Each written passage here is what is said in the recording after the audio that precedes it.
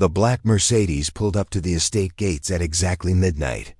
Victoria Blackwood stepped out, her designer heels clicking against the cobblestone driveway she hadn't walked in 32 years. The iron gates that had once locked her out now swung open at her command. Behind her, a convoy of vehicles carried the legal documents that would change everything. The girl who had been thrown away like garbage at 15 was about to reclaim what should have always been hers, and so much more. Before we jump back in, tell us where you're tuning in from, and if this story touches you, make sure you're subscribed because tomorrow I've saved something extra special for you. The story begins in Millbrook Heights, a prestigious town nestled in the rolling hills of Connecticut, where old money flowed like water and reputation meant everything. The year was 1991, and 15-year-old Victoria Blackwood lived in a world of endless possibilities, or so she thought. Victoria's father, Mayor Douglas Blackwood, ruled Millbrook Heights with an iron fist wrapped in a velvet glove. The Blackwood name had been synonymous with power in the region for over a century. Douglas's great-grandfather had founded the town's first bank. His grandfather had built the railroad that connected Millbrook Heights to New York City, and his father had established the textile mills that employed half the population. Douglas himself had been mayor for 12 consecutive years, winning each election by landslides. His political ambition stretched far beyond the town limits. Everyone knew he was positioning himself for a gubernatorial run in 1994. The Blackwood Mansion on Elm Street served as the unofficial seat of power, where business deals were struck over bourbon and cigars, and political alliances were forged in mahogany-paneled rooms. Victoria had grown up believing she was untouchable. She attended Millbrook Academy, the most exclusive private school in the county, where her classmates were the children of senators, judges, and Fortune 500 CEOs.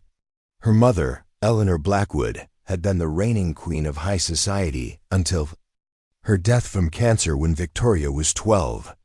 Eleanor had instilled in Victoria the importance of appearances, reputation, and maintaining the family legacy at all costs. A Blackwood never shows weakness, Eleanor had whispered during her final days. We are the pillars that hold this town together. Never forget that, Victoria. But Victoria was still just a teenager, despite the weight of expectations on her shoulders. At 15, she was beautiful in that effortless way that money could polish, but not create. Tall and willowy with striking green eyes and auburn hair that caught the light like burnished copper. She excelled in her studies, played violin in the school orchestra, and volunteered at the town's charity events. To everyone looking from the outside, she was the perfect mayor's daughter. The trouble began in the spring of 1991 when Victoria met Marcus Chun at an inter-school debate tournament. Marcus attended Riverside Academy, a public school from the other side of town that might as well have been another planet.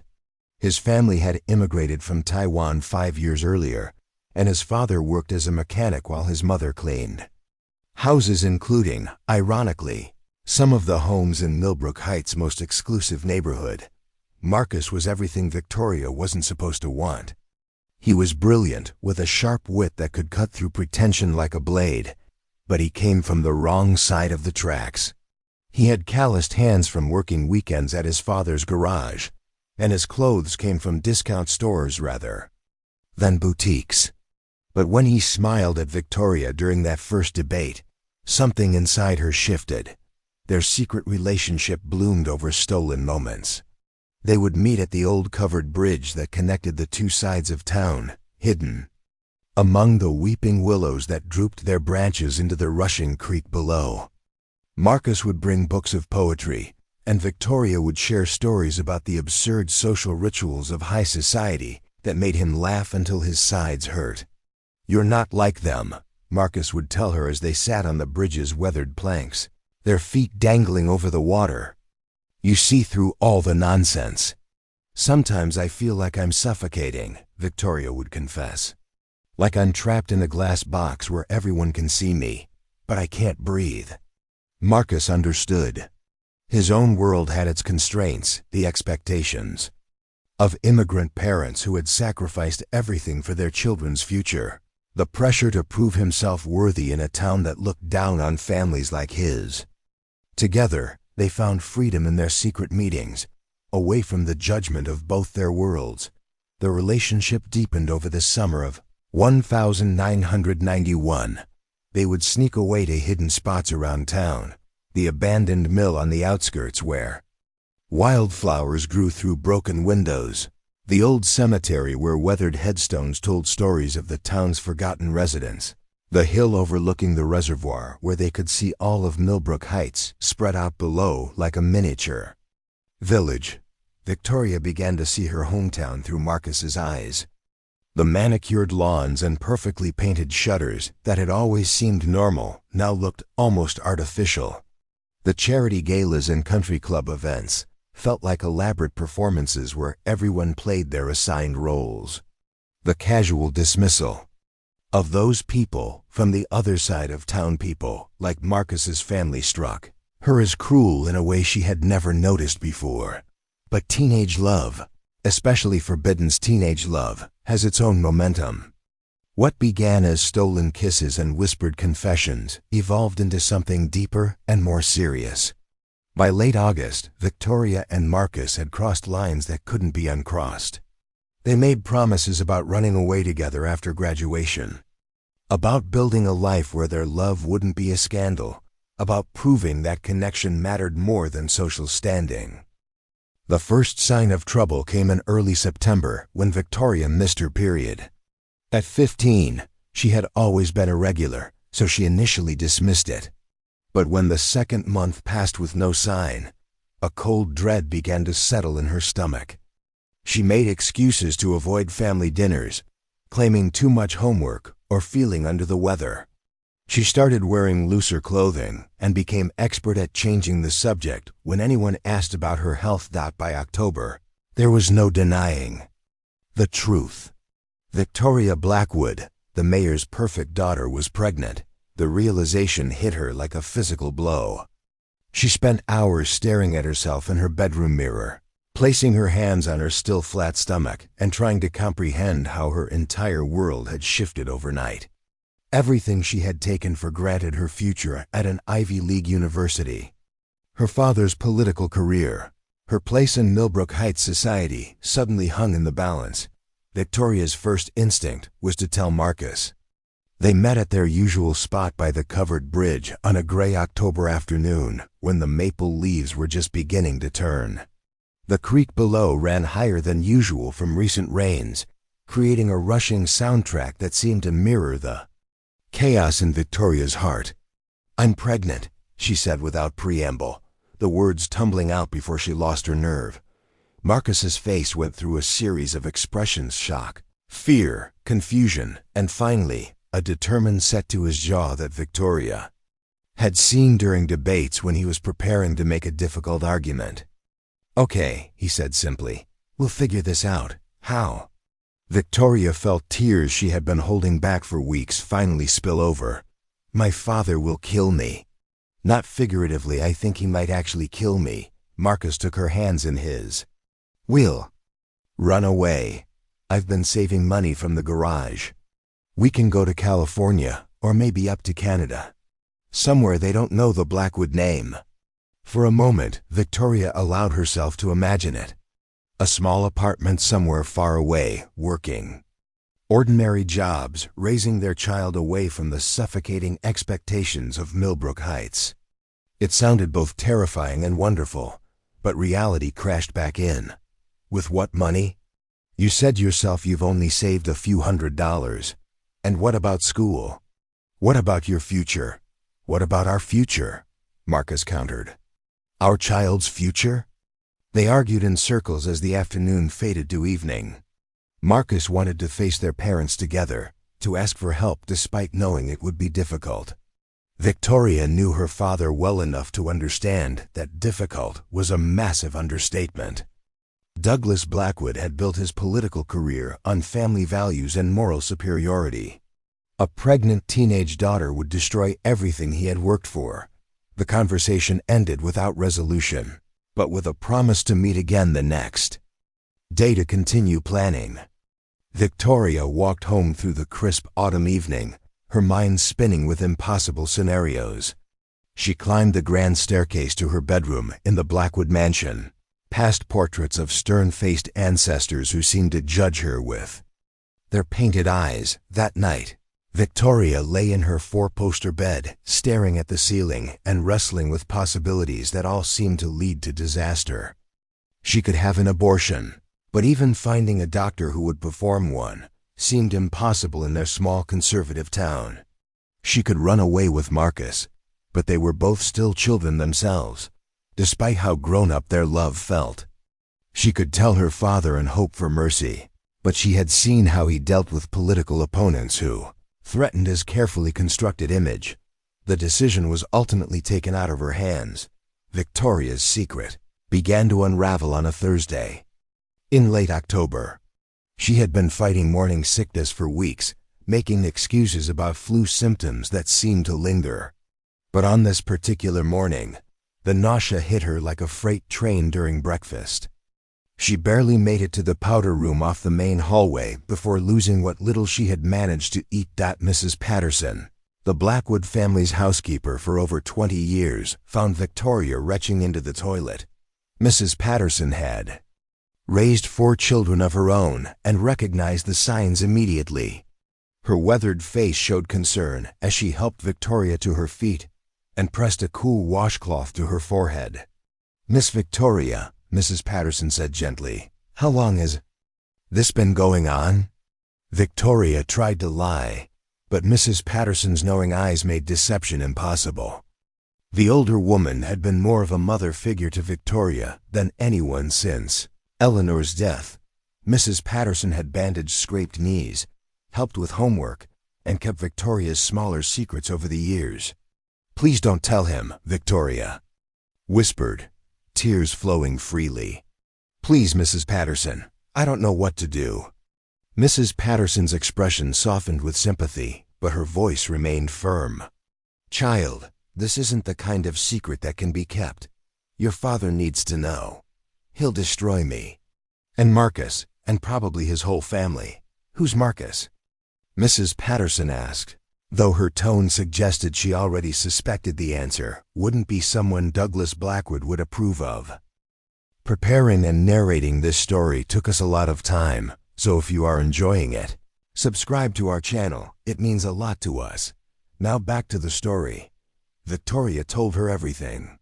About the debate tournament, about their secret meetings, about the love that had felt so pure and right until reality intruded. Mrs. Patterson listened without judgment, occasionally nodding or making small sounds of understanding.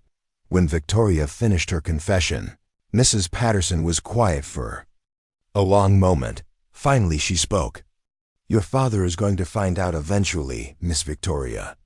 The question is whether you tell him yourself or whether he discovers it some other way. What would you do?" Victoria asked desperately. Mrs. Patterson considered this carefully. "I'd tell him myself, and I'd have a plan ready. Your father is a hard man, but he's not stupid.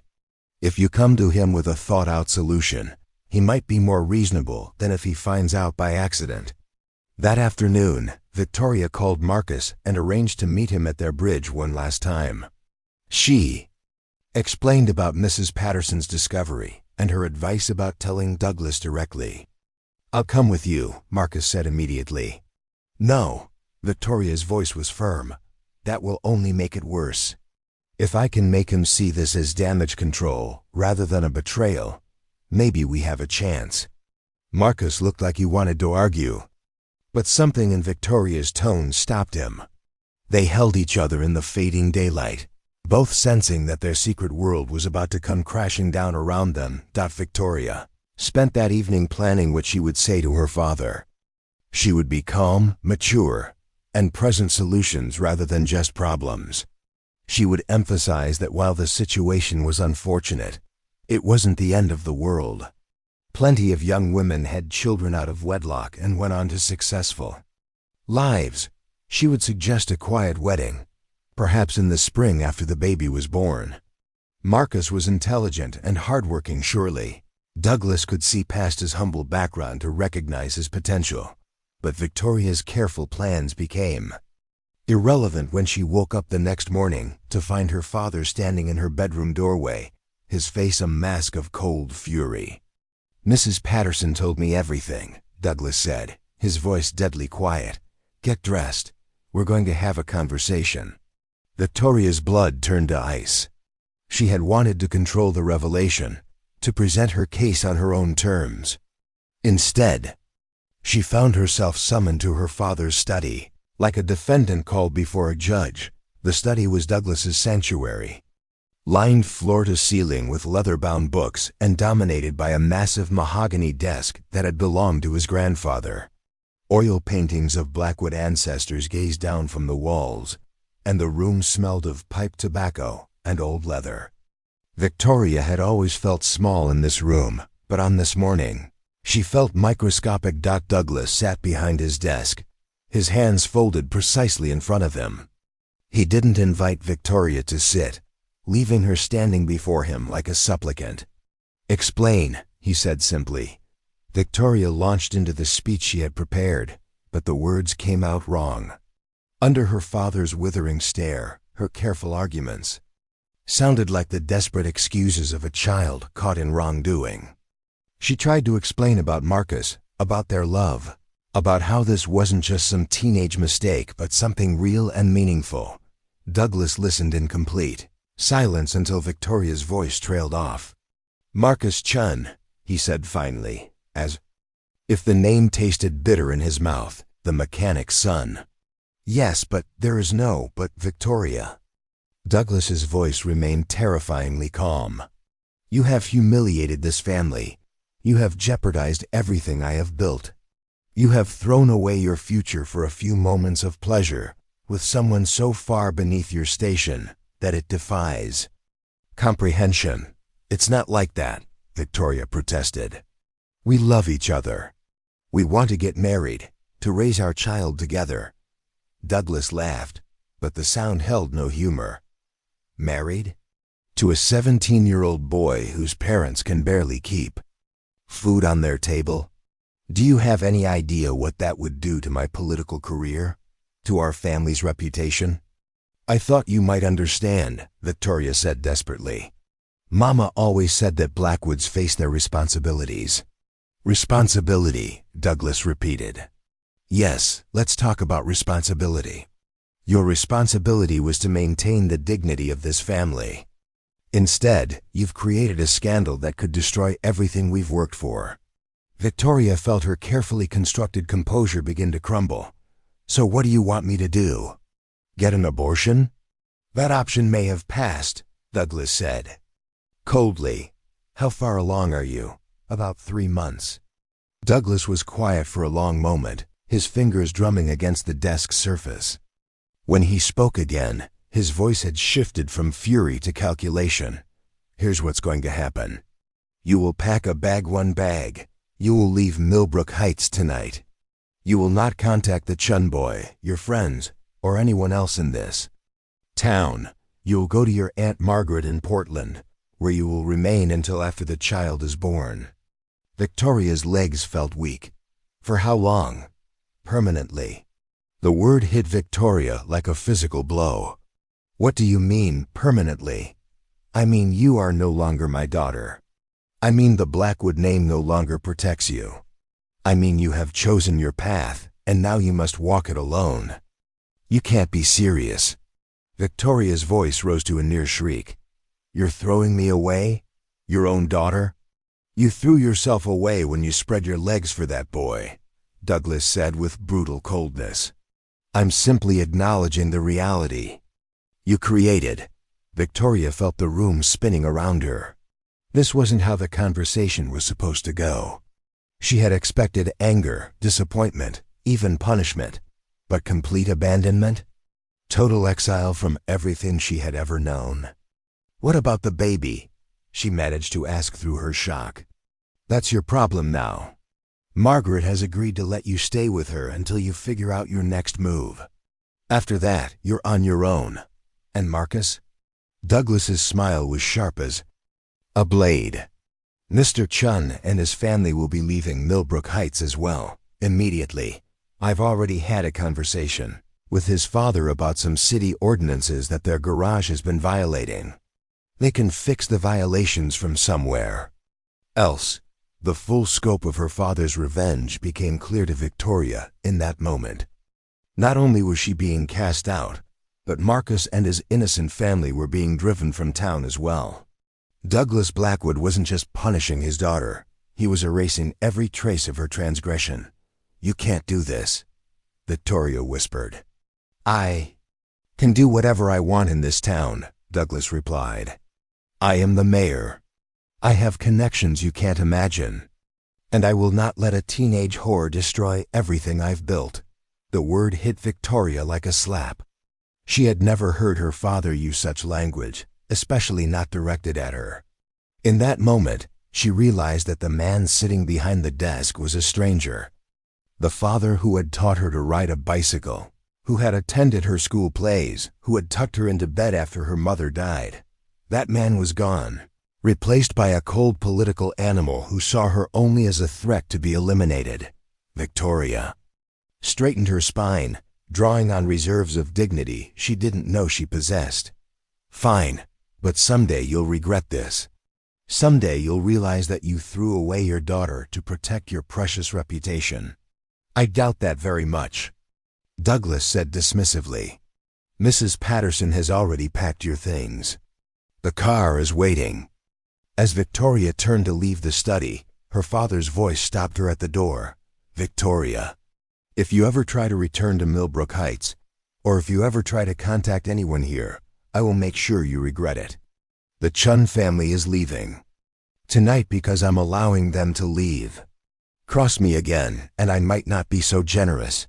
Victoria understood the threat. Her father wasn't just exiling her. He was holding Marcus's family hostage to ensure her compliance. Any attempt to return or make contact would result in consequences for the people she loved. She walked out of the study without another word, through the grand foyer with its marble floors and crystal chandelier, past the portraits of ancestors who had never faced such disgrace. Mrs. Patterson waited by the front door with a single suitcase, her eyes red from crying. "I'm sorry, Miss Victoria," the housekeeper whispered as she handed over the bag.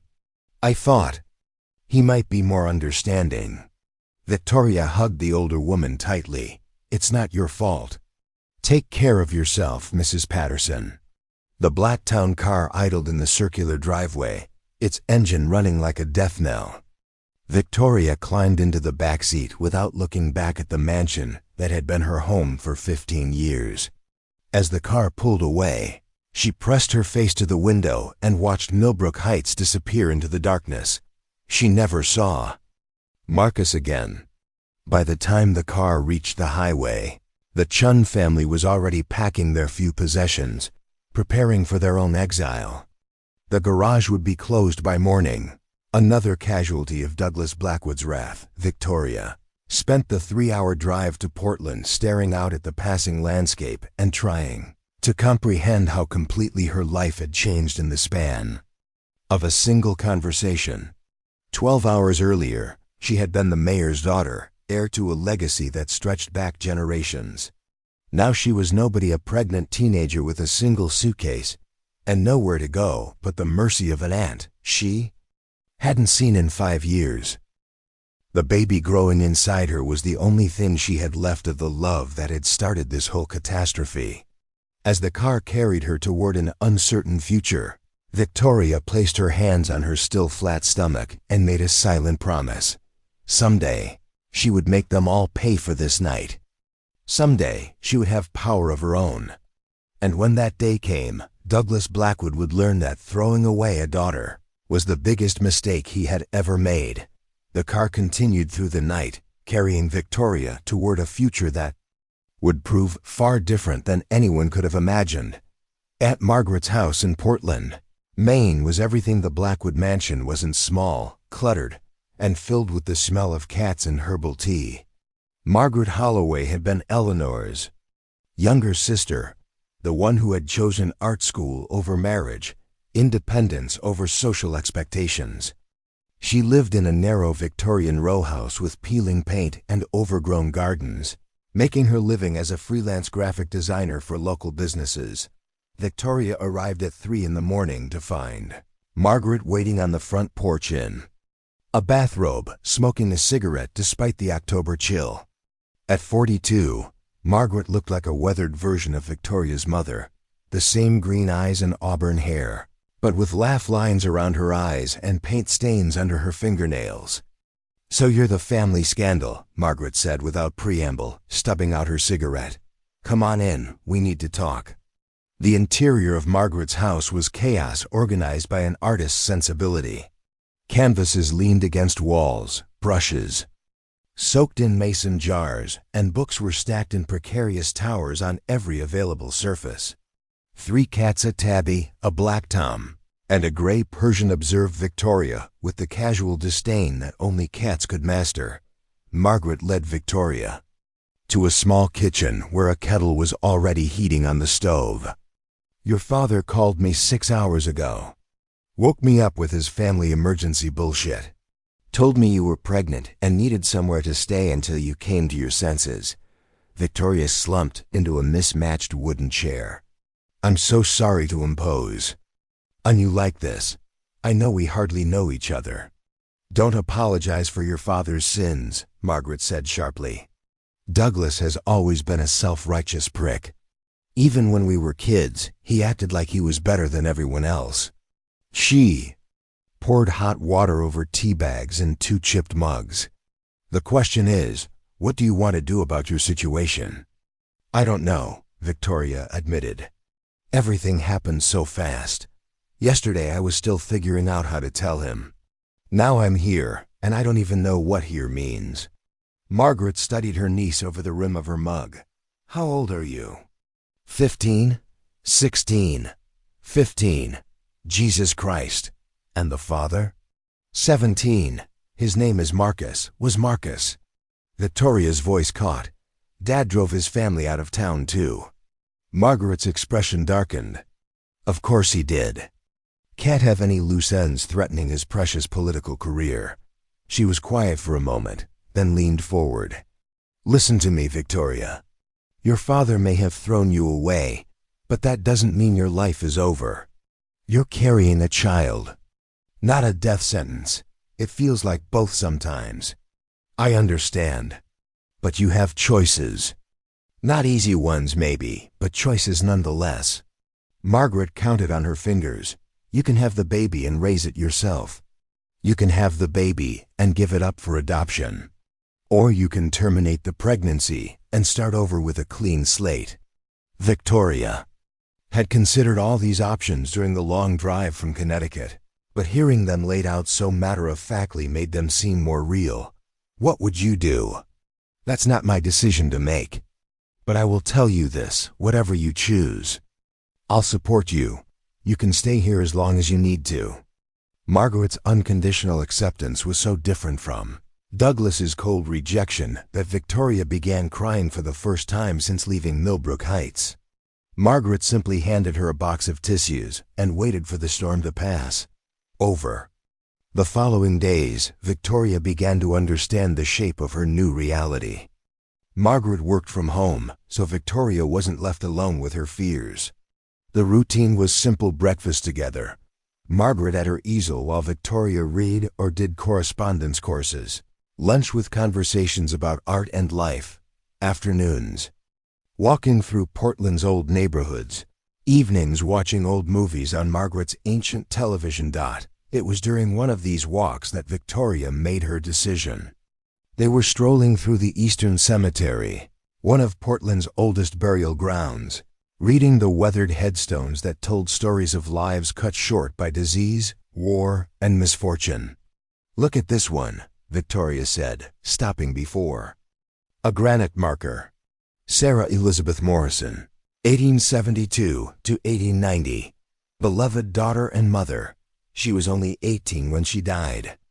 Probably died in childbirth, Margaret observed. That was common back then. Victoria traced the carved letters with her finger. She was only 3 years older than me when she became a mother, and she was younger than Marcus when she died. What are you thinking about?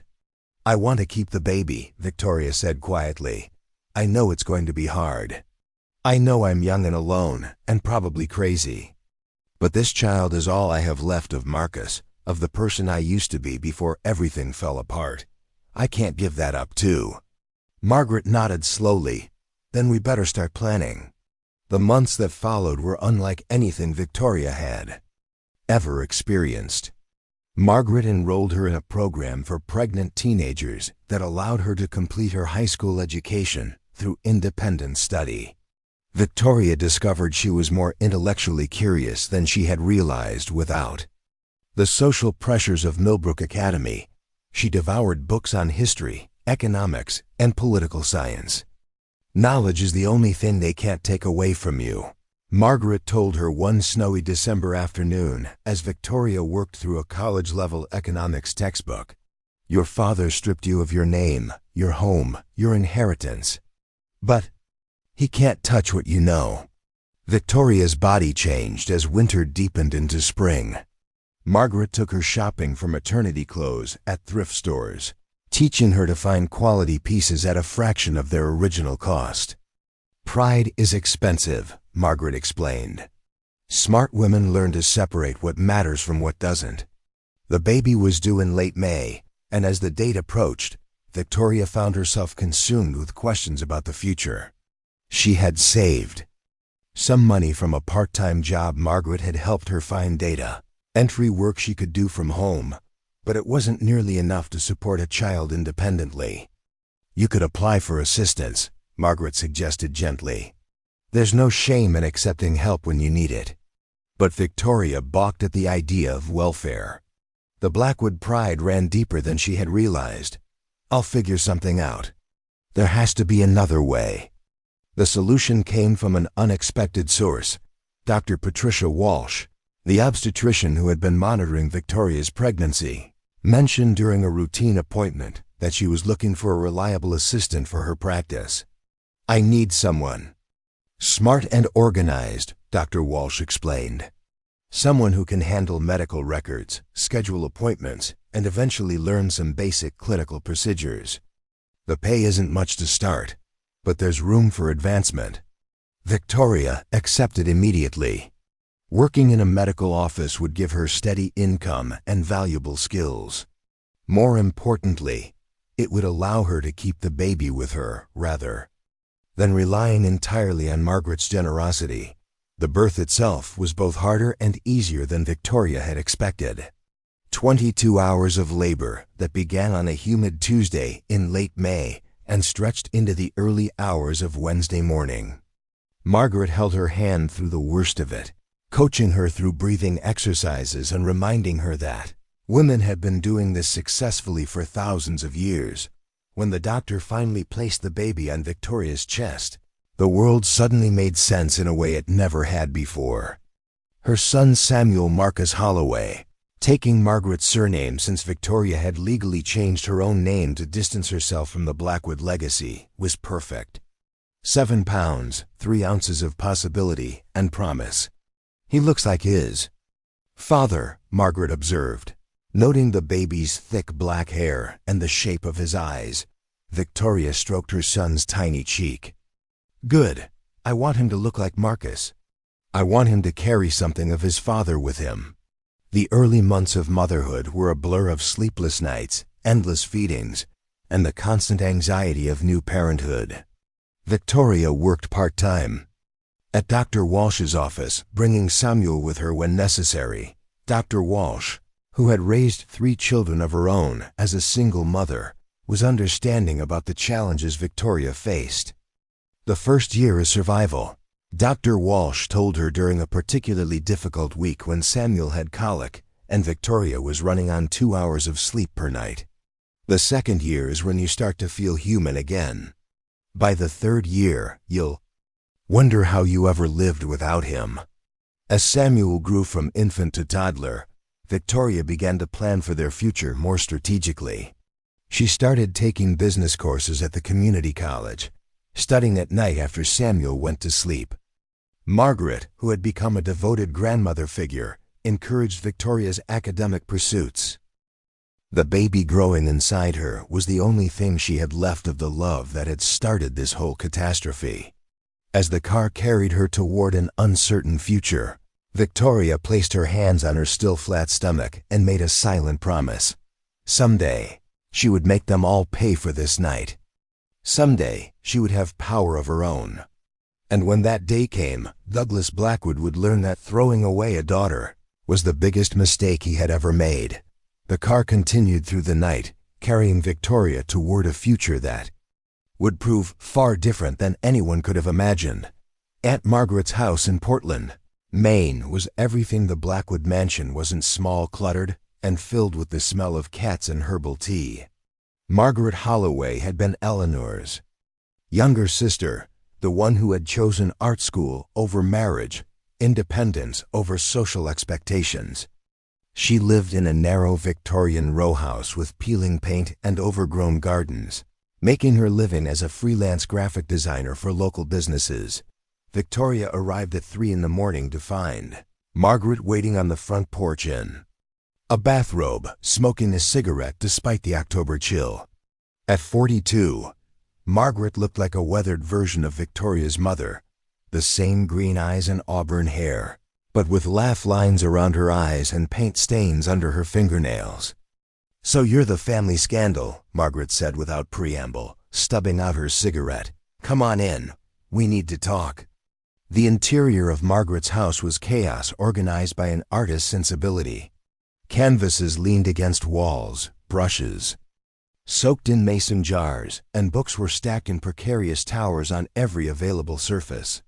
3 cats, a tabby, a black tom, and a gray Persian, observed Victoria with the casual disdain that only cats could master.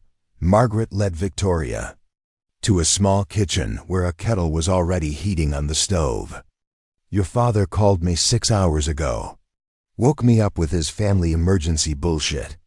Told me you were pregnant and needed somewhere to stay until you came to your senses." Victoria slumped into a mismatched wooden chair.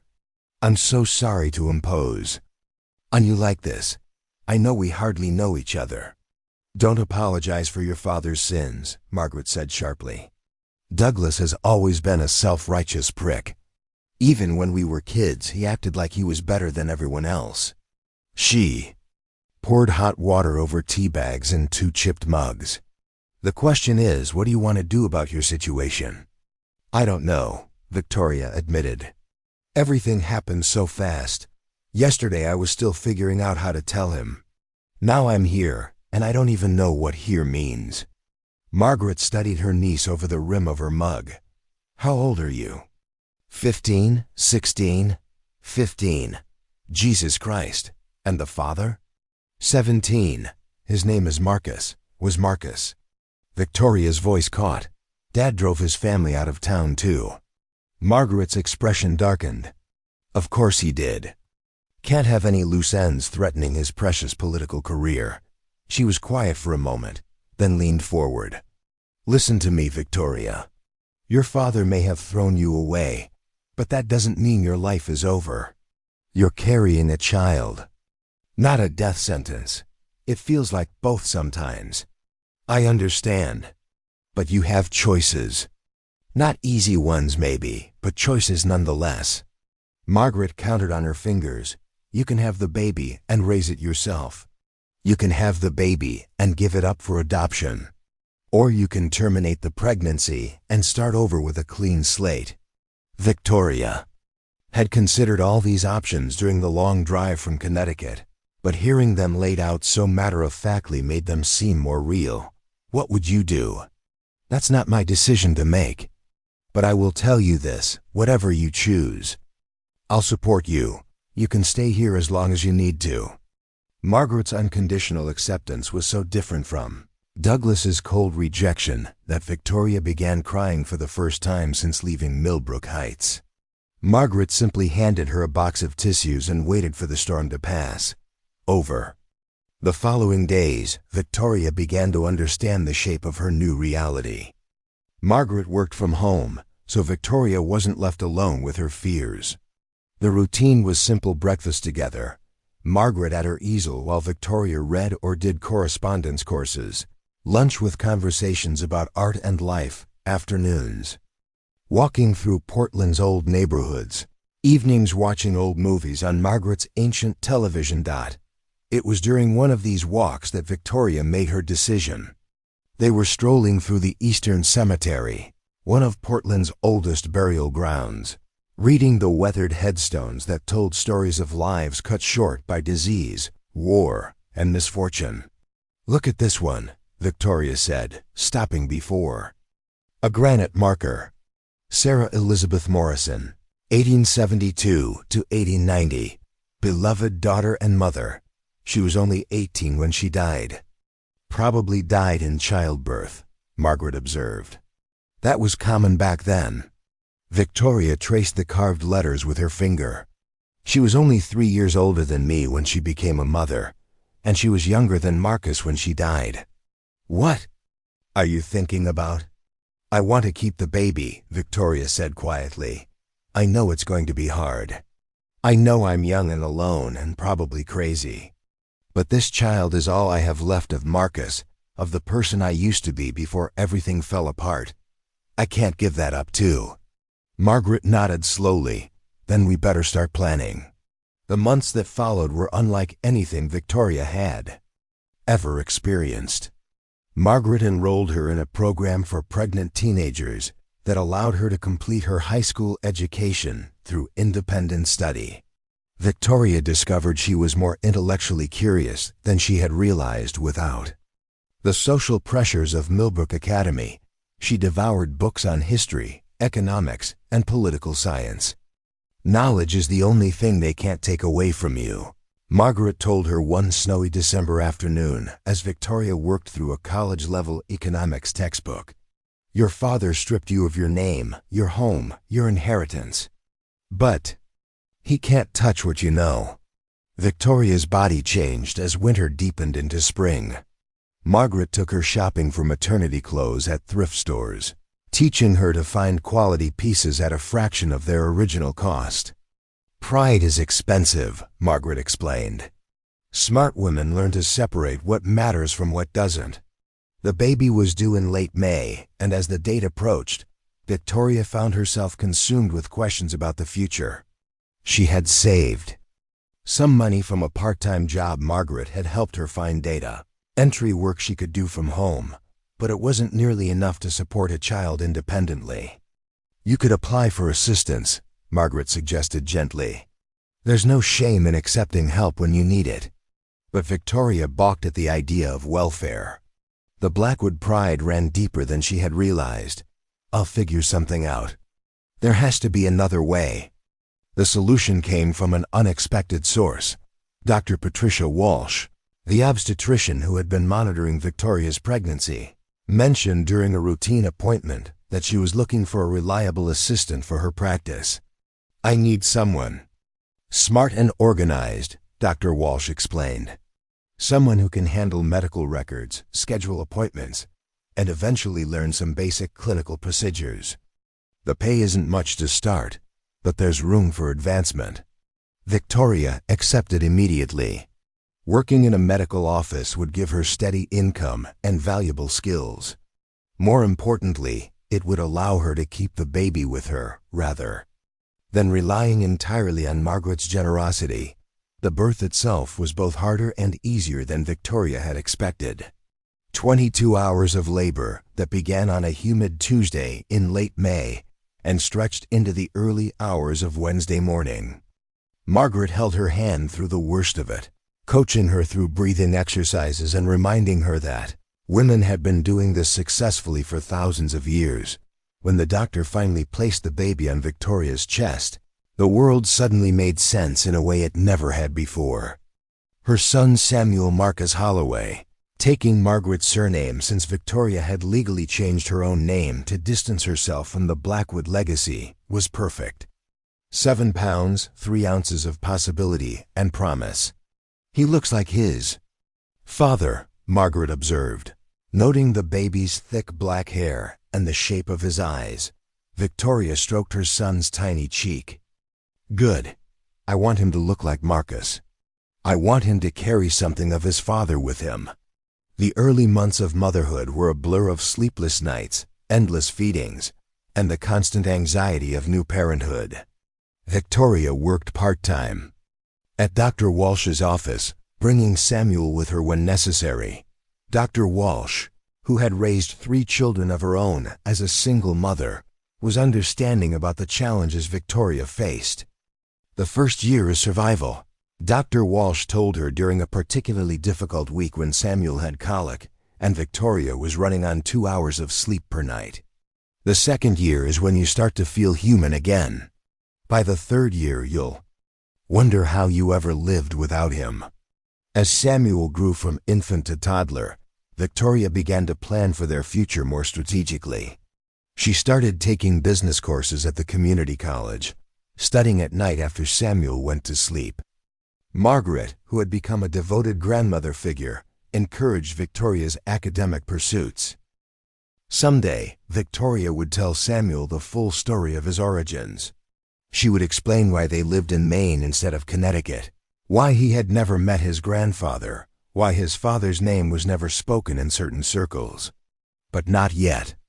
For now, Samuel could enjoy the innocence of childhood while his mother built the foundation for their eventual homecoming. That night, Victoria dreamed of Millbrook Heights for the first time in months. But instead of the nightmares that had plagued her for years, this dream was different. She walked through the town's manicured streets not as an exile, but as a conqueror. The people who had once looked down on her now stepped aside respectfully. The mansion on Elm Street still stood, but it was no longer beyond her reach. Victoria woke before dawn, energized by the clarity of her vision. She had work to do, plans to refine, an empire to build. Douglas Blackwood had given her 9 years to prepare for their next encounter. She intended to make the most of every single day she had left. The opportunity Victoria had been waiting for arrived on a gray Tuesday morning in March, just 3 weeks after Samuel's 10th birthday. She was reviewing quarterly reports in her office when Jennifer Martinez knocked on her door, holding a newspaper with an expression of barely contained excitement. "Victoria, you need to see this," Jennifer said, spreading the Portland Press Herald across the desk. The headline read, "Connecticut Development Group seeks partners for major Millbrook Heights revitalization project." Victoria's heart rate quickened as she read the article.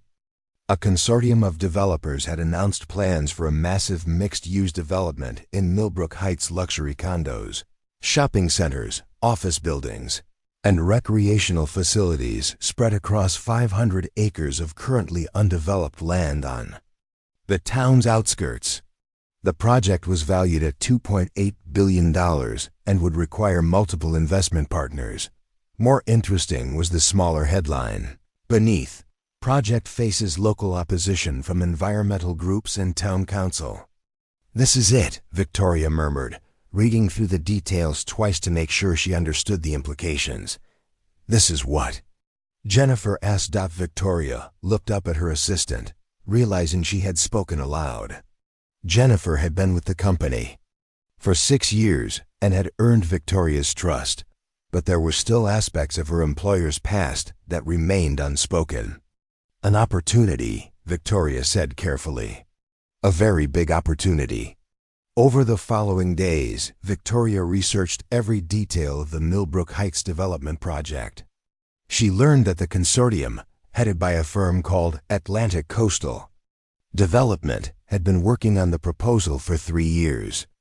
They had overcome initial zoning challenges and environmental impact studies, but now faced political resistance from longtime residents who feared the project would change the character of their exclusive community. The resistance was being led, predictably, by Senator Douglas Blackwood. Victoria found transcripts of town hall meetings where Douglas had spoken passionately about preserving Millbrook Heights' traditional values and historic character. He warned that massive development would bring traffic, noise, and undesirable elements to their peaceful community. "My family has called Millbrook Heights home for over a century," Douglas had said during one particularly heated meeting.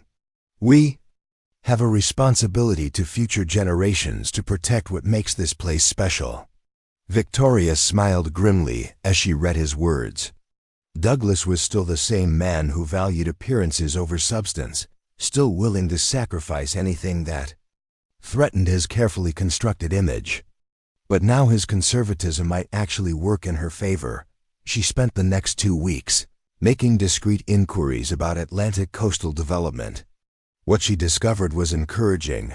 The firm was legitimate, but undercapitalized for a project of this magnitude. They needed additional investors with significant liquid assets, and they needed those investors quickly. More importantly, they needed investors who could help navigate the political landscape in Connecticut. Victoria's business had grown substantially since Samuel's birth. Holloway Business Solutions now employed 15 people and served over 200 clients across New England. Her real estate portfolio included 12 rental properties and 3 small commercial buildings.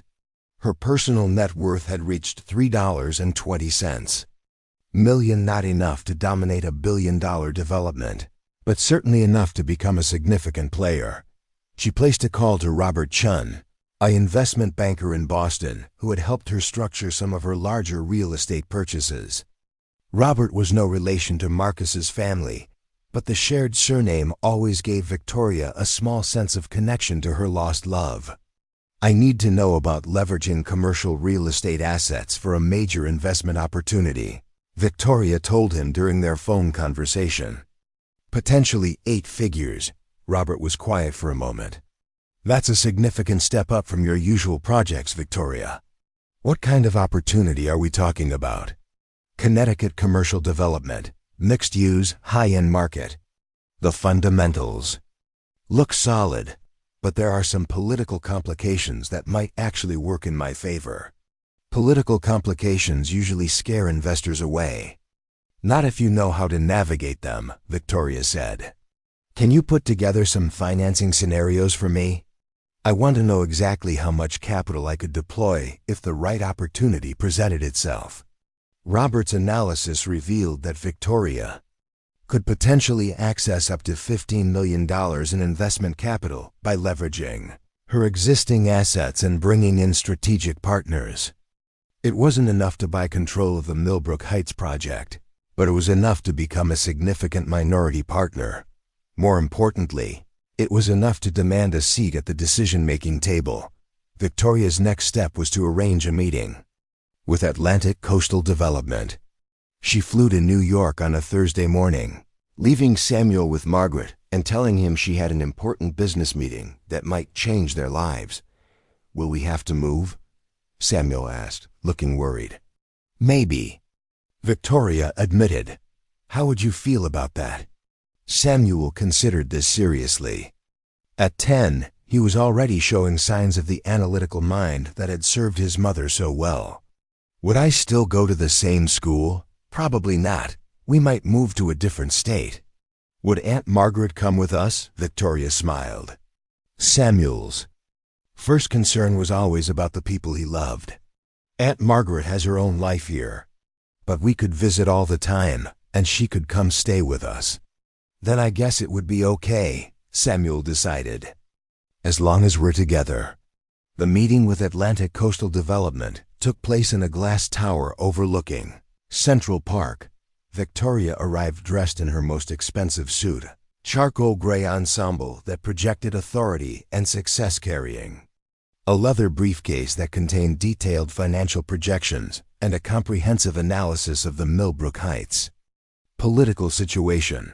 The development team consisted of 3 men in their 50s, who clearly expected to meet with another middle-aged businessman. Their surprise at Victoria's youth and gender was barely concealed, but she had long since learned to use such prejudices to her advantage. "Mrs. Holloway," said the lead partner, James Richardson, after introductions were made. "I understand you're interested in the Millbrook Heights project." "Very interested," Victoria confirmed, settling into her chair with the confidence of someone accustomed to high-stakes negotiations. I've reviewed your public filings, and I believe I can solve your political problem while providing substantial investment capital. The three men exchanged glances. We weren't aware we had shared details about our political challenges, Richardson said carefully. Victoria smiled. You haven't. But I've been following the project closely, and Senator Blackwood's opposition is well documented. What you need is someone who understands the local dynamics and can neutralize his influence. And you believe you can do that? I know I can, Victoria said with quiet certainty. Senator Blackwood's power base is entirely dependent on his reputation as a family values conservative who protects Millbrook Heights from unwanted change. But reputations can be fragile things, especially when they're built on hypocrisy. Victoria opened her briefcase and withdrew a thick folder. I'm prepared to invest $12 million in your project, contingent on receiving a 15% partnership stake and a seat on the executive committee. In return, I guarantee that Senator Blackwood's opposition will become irrelevant within 6 months. The room was quiet as the three partners absorbed this proposal. $12 million was significant, but the promise to neutralize political opposition was potentially more valuable than the cash investment. How exactly would you neutralize Senator Blackwood? Asked the second partner, a thin man named David Walsh. That's proprietary information, Victoria replied smoothly. But I can tell you that it will be completely legal and entirely effective. Senator Blackwood has made his career by controlling the narrative in Millbrook Heights. I simply intend to change that narrative. The negotiation continued for 3 hours. Victoria demonstrated detailed knowledge of construction costs, municipal approval processes, and marketing strategies for luxury developments. She answered technical questions with the expertise of someone who had spent years building and managing commercial properties. By the end of the meeting, the three partners were treating her as an equal rather than a curiosity. We'll need to discuss this with our other investors, Richardson said finally. But your proposal is intriguing. When would you need an answer? I'm flexible on timing, Victoria said. But I should mention that my involvement comes with one non-negotiable condition, which is, I want to be the point person for all community relations and political liaison work.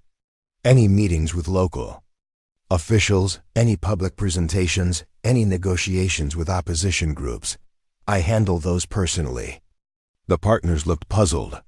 Most investors wanted to stay behind the scenes, especially when dealing with political controversy. May I ask why that's important to you? Walsh inquired. Victoria gathered her papers and closed her briefcase. Let's just say I have a personal interest in the future of Millbrook Heights. I grew up there, and I believe it's time for some positive changes. This was technically true, though it left out some relevant details about the circumstances of her departure. Victoria flew back to Portland that evening, her mind racing with possibilities. The meeting had gone better than she had dared hope. Atlantic Coastal was clearly interested in her investment, and they were desperate enough for political solutions to give her the operational control she needed. But Victoria knew the real work was just beginning. Neutralizing Douglas Blackwood would require careful planning, perfect timing, and access to information that could damage his carefully maintained reputation. She had some ideas about where to find such information, but implementing her plan would require moving to Connecticut. That evening, she sat Samuel down for a serious conversation about their future. I need to tell you something about our family history, she began, choosing her words carefully. About why we live in Maine instead of Connecticut, and why you've never met your grandfather. Samuel listened intently as Victoria explained a simplified version of their story. She told him about falling in love with his father in high school, about how their different backgrounds created problems, about how her own father had disapproved so strongly that he had forced them to leave Millbrook Heights. "So my grandfather didn't want me to be born?" Samuel asked when she finished. "He didn't understand how wonderful you would be," Victoria said, pulling him close. "He made a mistake based on fear and pride. But that's his loss, not ours. Do you want to go back there? Where do we live?" Victoria nodded. "I think it's time. There's a business opportunity there that could be very good for us. And I think it's time for you to see where you come from." "Will we meet my grandfather?" "Probably," Victoria said honestly. "How do you feel about that?" Samuel was quiet for a long moment. "I think I'd like to meet him. Maybe he's different now. Maybe he'll like me." Victoria's heart ached at her son's innocent optimism. Samuel had no idea that his very existence was still a threat to Douglas Blackwood's carefully maintained image. But perhaps that innocence would be an asset in the confrontation to come. "Maybe he will," Victoria agreed, though she had no intention of allowing Douglas anywhere near Samuel until she was certain her son would be safe from his grandfather's cruelty. 2 weeks later, Richardson called with Atlantic Coastal's decision. They were accepting Victoria's investment offer and partnership terms. The paperwork would take another month to finalize, but they wanted her to begin community outreach immediately. Victoria hung up the phone and allowed herself a moment of quiet satisfaction. After 11 years of planning and preparation, she was finally going home. She spent the next month arranging her affairs in Portland. Jennifer Martinez would manage Holloway Business Solutions during Victoria's absence, with daily check-ins and monthly visits to ensure continuity. The company was stable enough to run itself for extended periods, and Victoria had built strong systems that didn't depend entirely on her presence. Margaret was supportive, but worried about Victoria's motivations. "Just promise me you won't let anger cloud your judgment," Margaret said as they packed Samuel's belongings. "Your father is a powerful man with a lot to lose. Cornered animals can be dangerous." "I'm not angry anymore," Victoria replied, and she was surprised to realize this was true. "I'm focused." "There's a difference." The move to Connecticut was carefully orchestrated. Victoria rented a furnished house in Millbrook Heights Historic District, just 6 blocks from the mansion where she had grown up. The house was large enough to accommodate Samuel and any visitors, but modest enough not to attract undue attention. More importantly, it was 3 houses down from where the Chun family had lived before their exile. Victoria enrolled Samuel at Millbrook Academy, the same exclusive private school she had attended. The irony wasn't lost on her. The disgraced daughter, who had been expelled from the community, was now wealthy enough to afford the same elite education that had once been her birthright. The first few weeks in Millbrook Heights were devoted to reconnaissance. Victoria walked the familiar streets, noting changes and continuities. Many of the same families still lived in the grand houses along Elm Street. The country clubs still dominated the social calendar. The same restaurants and shops catered to the town's wealthy residents, but there were changes too. Several of the old estates had been subdivided and developed. The downtown area showed signs of economic stress, with vacant storefronts and aging infrastructure. The younger generation was leaving for opportunities elsewhere, creating an aging population increasingly resistant to change. Victoria also noticed something else. People remembered her, even after 11 years. She caught whispered conversations that stopped abruptly when she approached. She saw recognition in the eyes of former classmates who were now themselves parents of academy students. The return of Victoria Blackwood, now Victoria Holloway, was news in a town where very little happened without everyone knowing about it. Douglas Blackwood learned of his daughter's return within 48 hours of her arrival. Victoria knew this because Mrs. Patterson, now in her 70s but still working as the Blackwood family housekeeper, made a point of shopping at the same grocery store where Victoria bought Samuel's favorite cereal. "Miss Victoria," Mrs. Patterson said quietly, approaching her in the frozen foods aisle. I heard you were back in town." Victoria smiled warmly at the woman who had been more of a mother to her than anyone except Margaret. "Hello, Mrs. Patterson. It's good to see you. You look well, successful." Mrs. Patterson's eyes moved to Samuel, who was examining ice cream flavors with the serious concentration of a 10-year-old. "Is that my son, Samuel?" "Sam, come meet Mrs. Patterson. She took care of me when I was growing up." Samuel approached politely and shook Mrs. Patterson's hand. "Nice to meet you, ma'am." Mrs. Patterson's eyes filled with tears as she studied Samuel's face. The resemblance to Marcus Chun was unmistakable, but there were Blackwood features there too, the shape of his jaw, the way he held himself, the intelligent curiosity in his green eyes. "He's beautiful," Mrs. Patterson whispered. "Your father knows I'm here," Victoria finished. "I'm sure he does." "He's not the same man he was," Mrs. Patterson said carefully. "The years haven't been kind to him. He's harder now, more isolated." Victoria absorbed this information without comment. She had expected that Douglas's response to her return would reveal something about how the intervening years had changed him. "Mrs. Patterson," Victoria said gently, "I want you to know that I don't blame you for telling him about my pregnancy. You were trying to help." The older woman's relief was palpable. "I've regretted that decision every day for 11 years. I should have kept your secret. You did what you thought was right. And besides," Victoria glanced at Samuel, who had returned to his ice cream deliberations. "Things worked out the way they were supposed to." That evening, Victoria received her first communication from her father. It wasn't a phone call or a letter. It was a visit from Chief of Police William Morrison, Douglas's longtime friend and political ally. Chief Morrison arrived at Victoria's rental house just after Samuel's bedtime, his police cruiser parked conspicuously in the driveway where the neighbors couldn't miss it. "Mrs. Holloway," he said when Victoria answered the door. "I wonder if we could have a word." Victoria invited him in, curious about what message he had been sent to deliver. Morrison was a large man in his late 50s who had never been known for subtlety or intelligence.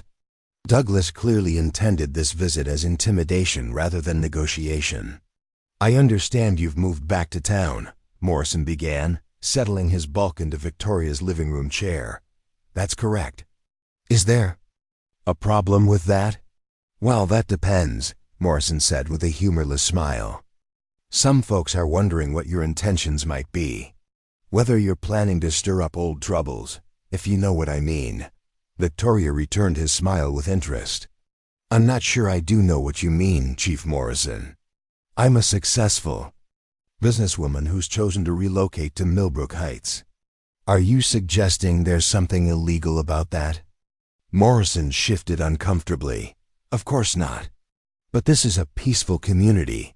We don't want any disruptions." "I couldn't agree more. I'm sure Senator Blackwood feels the same way about maintaining peace and avoiding disruptions." The mention of Douglas's title was deliberate, a reminder that Morrison was acting as someone else's messenger rather than conducting official police business. "The senator is a respected member of this community," Morrison said stiffly. "He's worked hard to build Millbrook Heights into what it is today." "I'm sure he has," Victoria agreed. "Please give him my regards when you report back to him.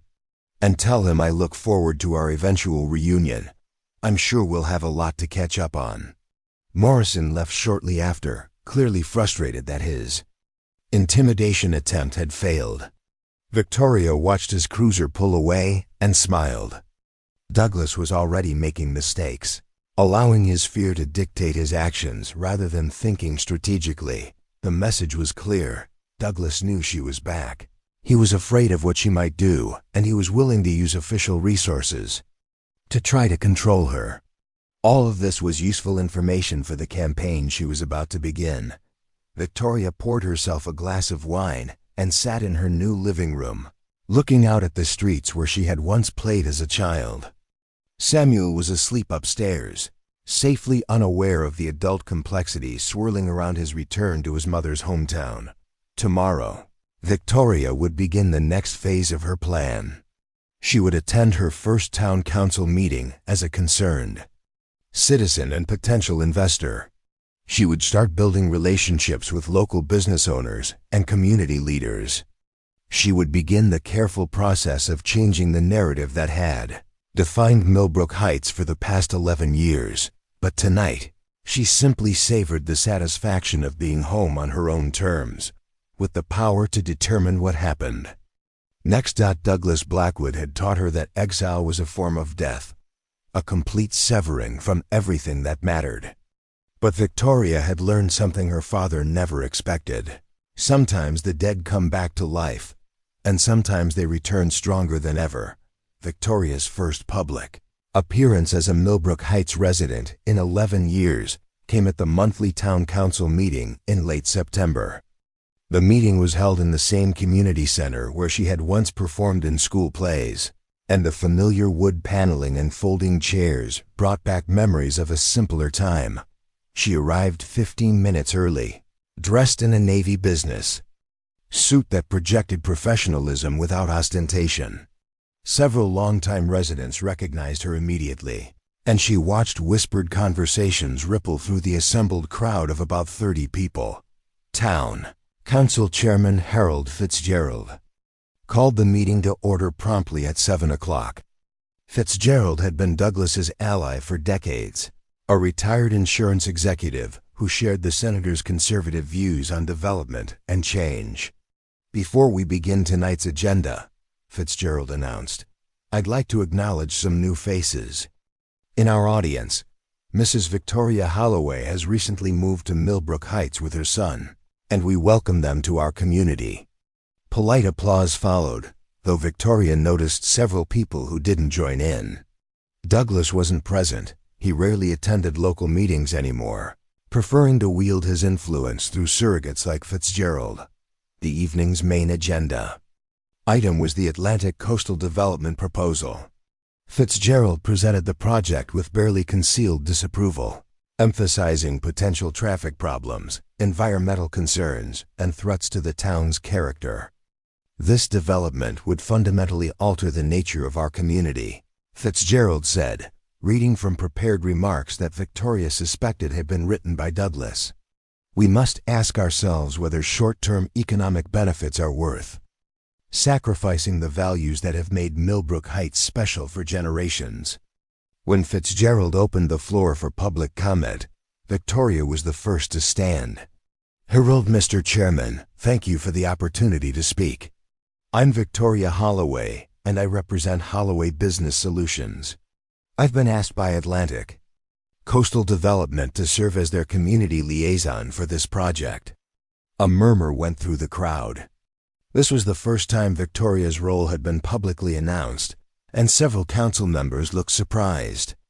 "I grew up in Millbrook Heights," Victoria continued, "and I understand the concerns about preserving our town's character. But I also believe that managed growth can strengthen a community rather than weaken it." She walked to the front of the room, carrying a leather portfolio that contained detailed charts and projections. The development would create 1,200 permanent jobs and generate approximately $18 million annually in local tax revenue.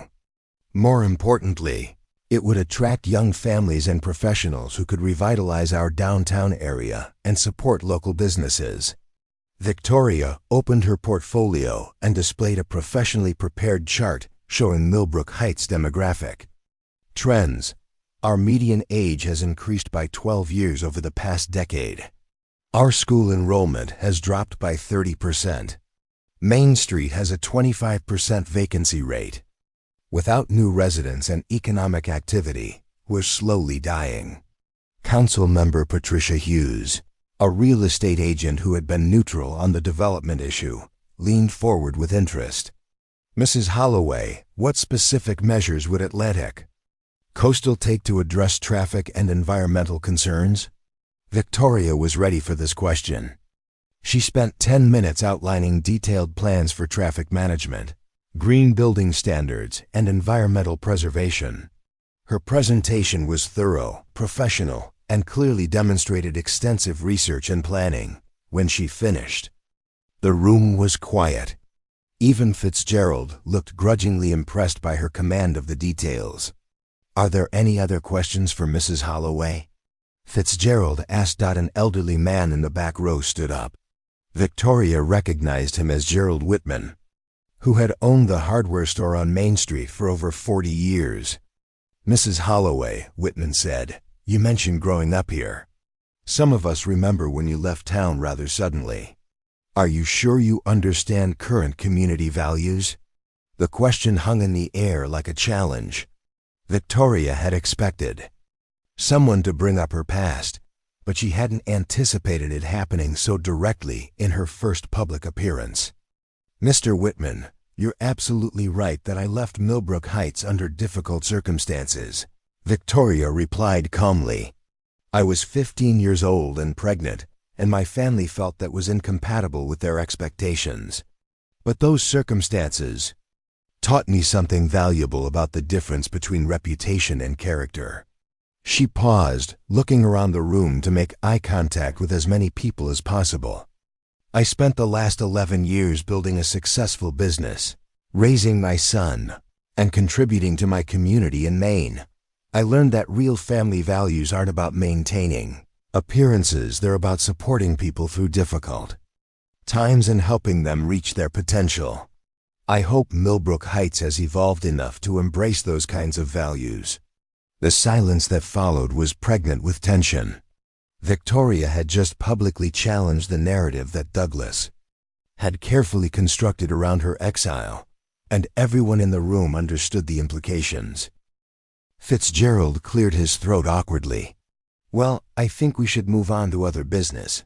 "Actually," interrupted Council Member Rebecca Stone, a younger woman who ran a successful catering business, "I'd like to thank Mrs. Holloway for her honesty. And I think her presentation raises some important points about our economic future that we should seriously consider." The meeting continued for another hour, but Victoria had accomplished her primary objectives. She had publicly announced her role in the development project, demonstrated her expertise and preparation, and begun to reshape the conversation about both the development and her own return to Millbrook Heights. More importantly, she had drawn first blood in her campaign against Douglas's influence. By openly discussing her teenage pregnancy and exile, she had taken control of that narrative and framed it in terms of resilience and growth, rather than shame and scandal. After the meeting, several residents approached Victoria with questions about the development and comments about her presentation. Rebecca Stone was particularly supportive, mentioning that her own business had struggled with the town's economic stagnation. "I'd love to learn more about your ideas for downtown revitalization," Rebecca said as they walked out together. "Maybe we could have coffee sometime this week." Victoria agreed readily. Building alliances with local business owners was a crucial part of her strategy, and Rebecca seemed like someone who understood the need for change. The real test of her presentation's impact came the next morning, when Victoria received a phone call from James Richardson at Atlantic Coastal Development. "Victoria, I just got off the phone with Harold Fitzgerald," Richardson said. "He wanted to know more about your background and your qualifications to represent our interests." "What did you tell him?" "I told him that you're a successful businesswoman with extensive experience in commercial development and community relations. But I get the sense there are some local dynamics I don't fully understand." Victoria had been expecting this conversation.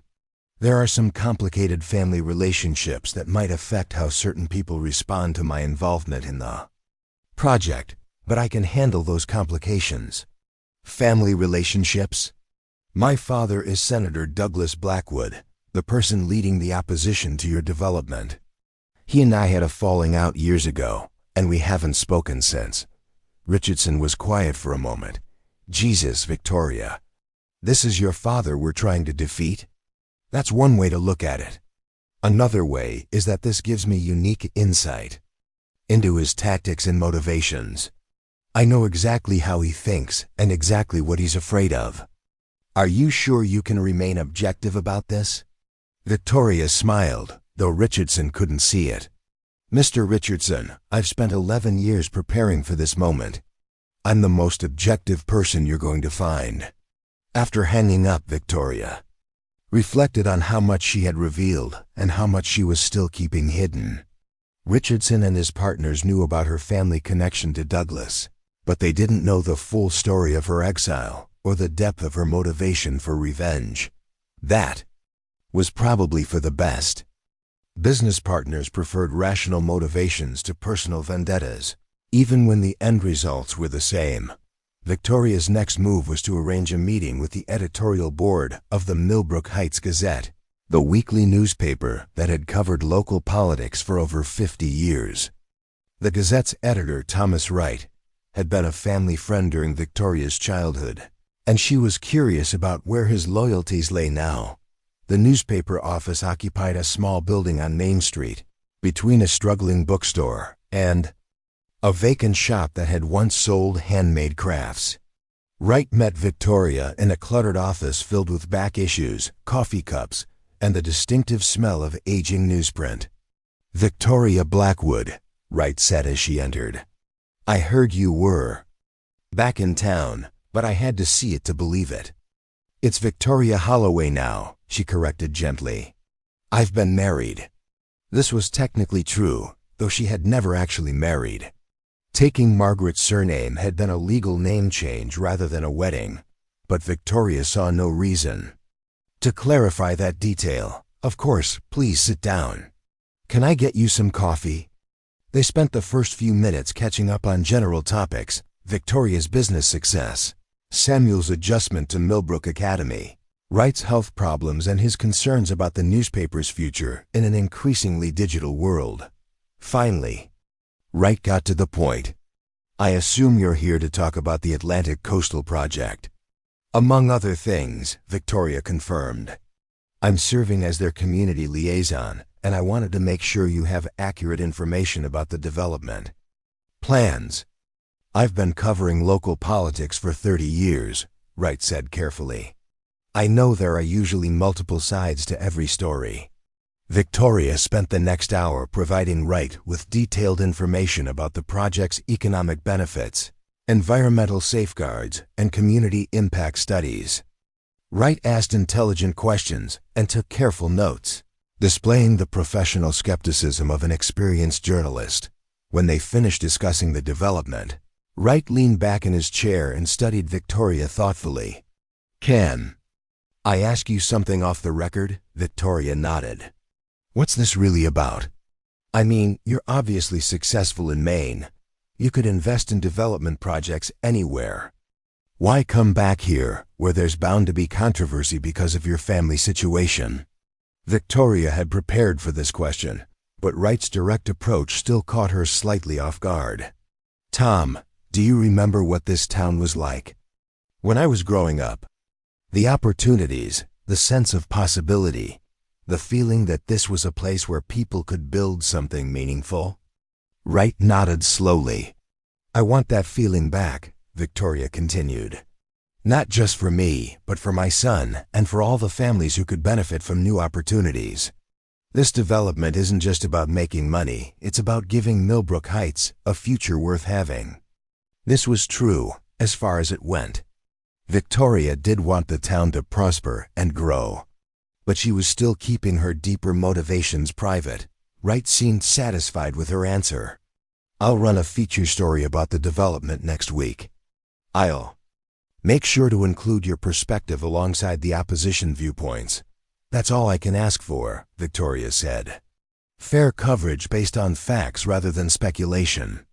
After leaving the newspaper office, Victoria walked down Main Street, noting the empty storefronts and aging infrastructure that supported her arguments about the town's economic decline. She stopped at Morrison's Hardware, the store owned by Gerald Whitman, who had questioned her at the town council meeting. The store was cramped and dimly lit, with narrow aisles packed floor to ceiling with tools, supplies, and household items. Whitman looked up from his inventory clipboard as Victoria entered. "Mrs. Holloway," he said without enthusiasm. "What can I do for you?" "I need some basic tools for small repairs around the house," Victoria said, though she actually had no specific needs. "And I wanted to apologize if my comments at the meeting last night seemed offensive." Whitman set down his clipboard and studied her more carefully. "You don't need to apologize for telling the truth. I was just making sure you understood what you were getting into." "What do you mean?" "Your father has a lot of influence in this town.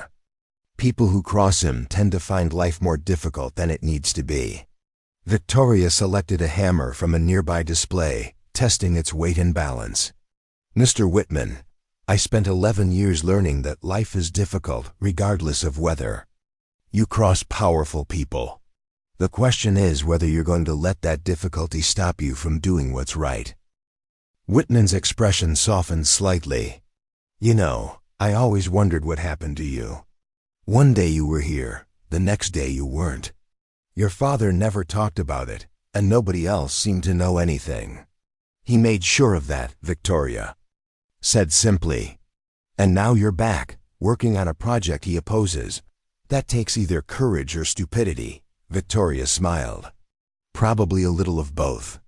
She purchased the hammer along with a few other items she didn't really need, but the conversation had been worth the expense. Whitman represented a significant faction of local business owners who were frustrated with the town's economic stagnation. But wary of crossing Douglas Blackwood, winning over people like Whitman would require demonstrating that Douglas's power wasn't as absolute as it appeared. Victoria's opportunity to make that demonstration came sooner than expected. 3 days after the town council meeting, she received a call from Samuel's school. "Mrs. Holloway, this is Principal Anderson at Millbrook Academy. I'm afraid we need to discuss a situation involving Samuel." Victoria's heart rate spiked. "What kind of situation? Is he hurt?" "No, he's not hurt. But there have been some disciplinary issues that we need to address. Could you come in this afternoon?" Victoria rearranged her schedule and drove to the academy, the same exclusive private school where she had once been a star student. The building hadn't changed much: red brick and ivy, manicured lawns, and an atmosphere of privilege that money could buy, but not always maintain. Principal Anderson was a thin, nervous man in his 40s who had taken the position 2 years earlier.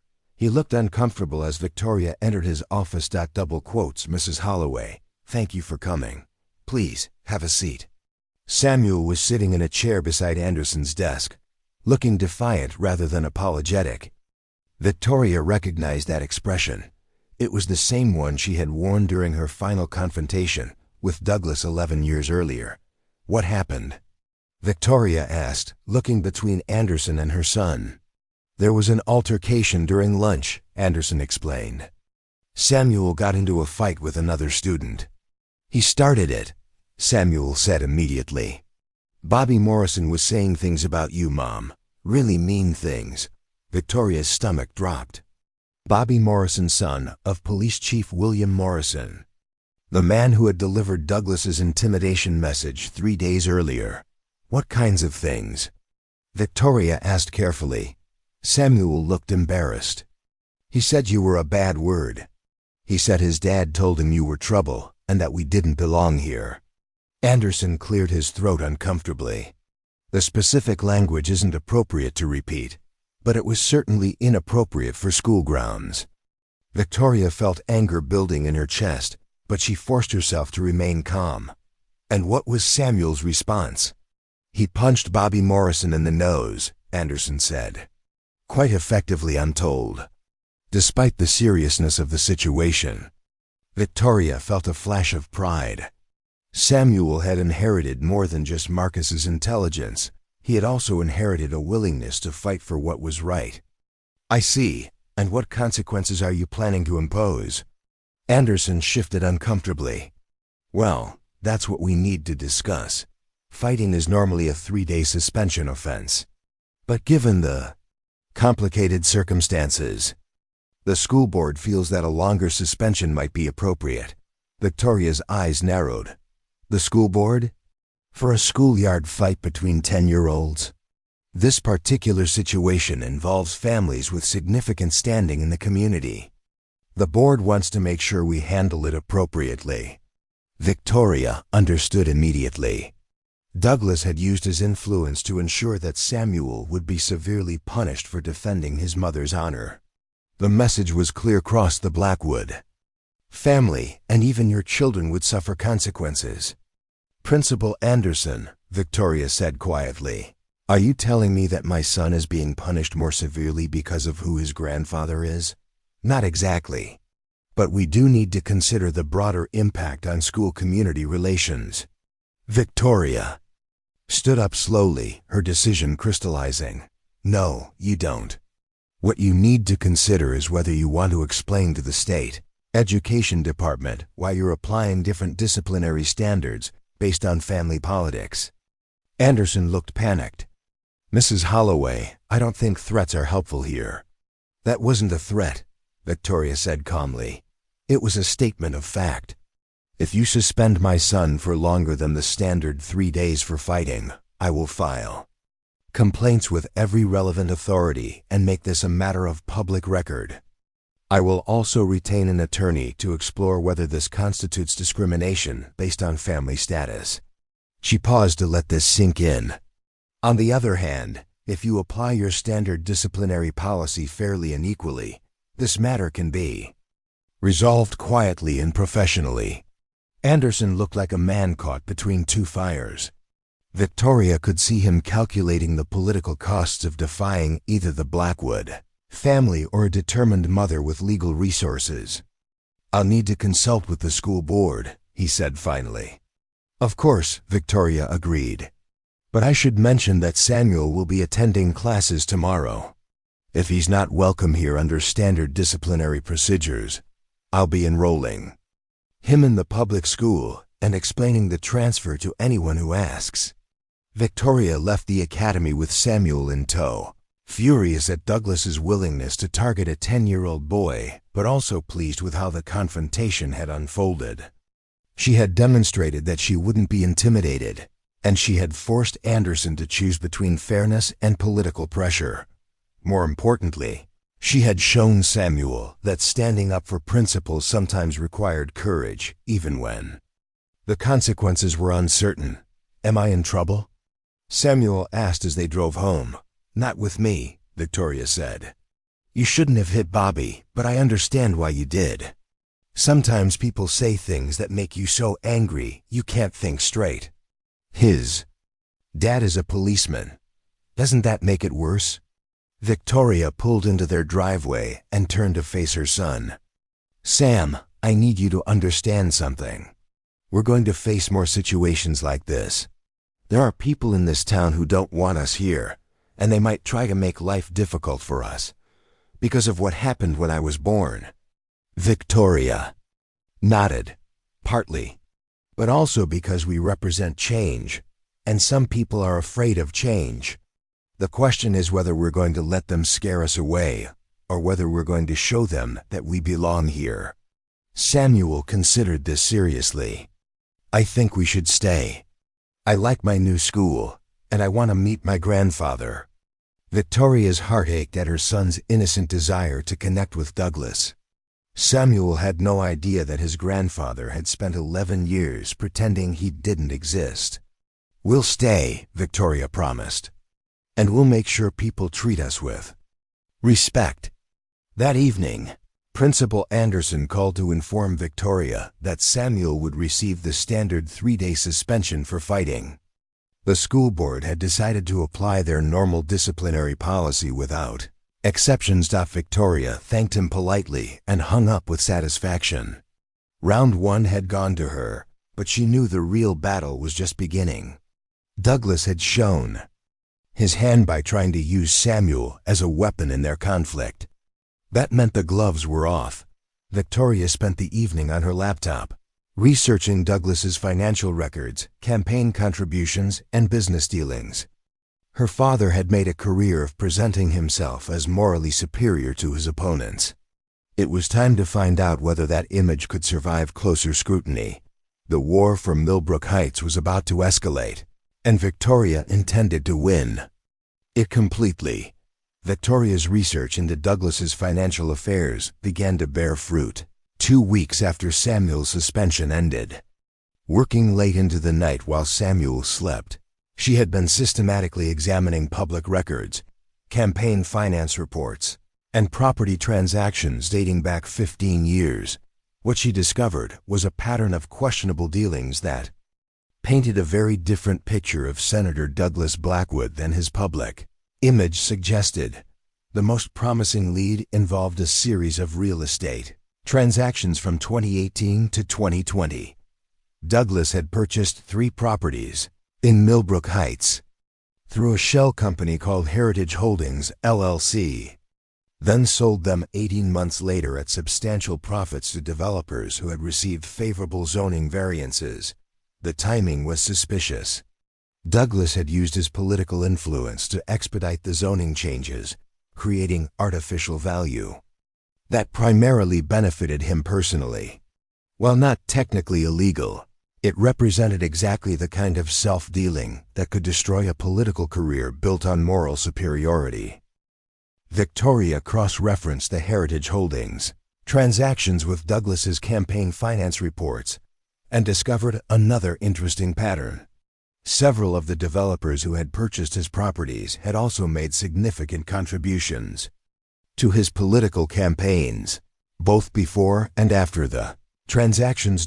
She was documenting this information when her doorbell rang at nearly 10 o'clock on a Thursday evening. Victoria glanced out the front window and saw a familiar figure standing under her porch light. Marcus Chun. Victoria's heart stopped. After 11 years, Marcus was standing at her door, looking exactly like she had imagined he would, taller, broader through the shoulders, with new lines around his eyes but the same intelligent expression that had captivated her as a teenager. She opened the door with trembling hands, unable to speak. "Hello, Victoria," Marcus said quietly. "I hope it's not too late. I heard you. We're back in town," Victoria found her voice. "Marcus, how did you find me? Small town. Word travels fast." He paused, seeming uncertain. "I was hoping we could talk." Victoria stepped aside to let him in, her mind racing. She had imagined this reunion countless times over the years, but never like this, not with her researching Douglas's financial crimes while their son slept upstairs. Marcus looked around the living room, taking in the comfortable furniture, the family photos, the evidence of a life well lived. His eyes lingered on a school photo of Samuel on the mantelpiece. "Is that Samuel?" Victoria confirmed. "He's 10 now." Marcus approached the photo with something approaching reverence. "He looks like ... double quotes, like you," Victoria finished. "Everyone says so." They stood in awkward silence for a moment, the weight of 11 lost years settling between them.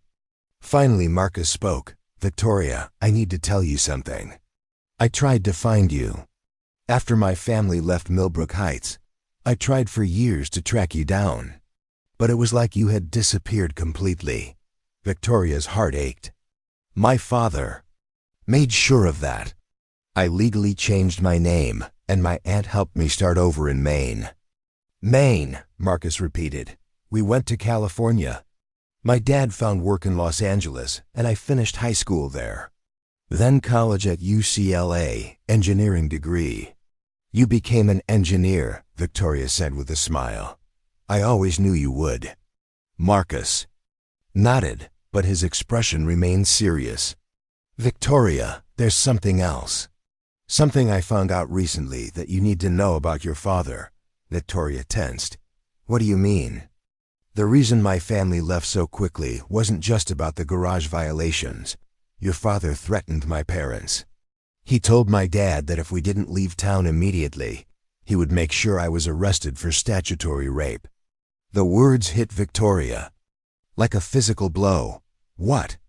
"He claimed you were underage and I had taken advantage of you.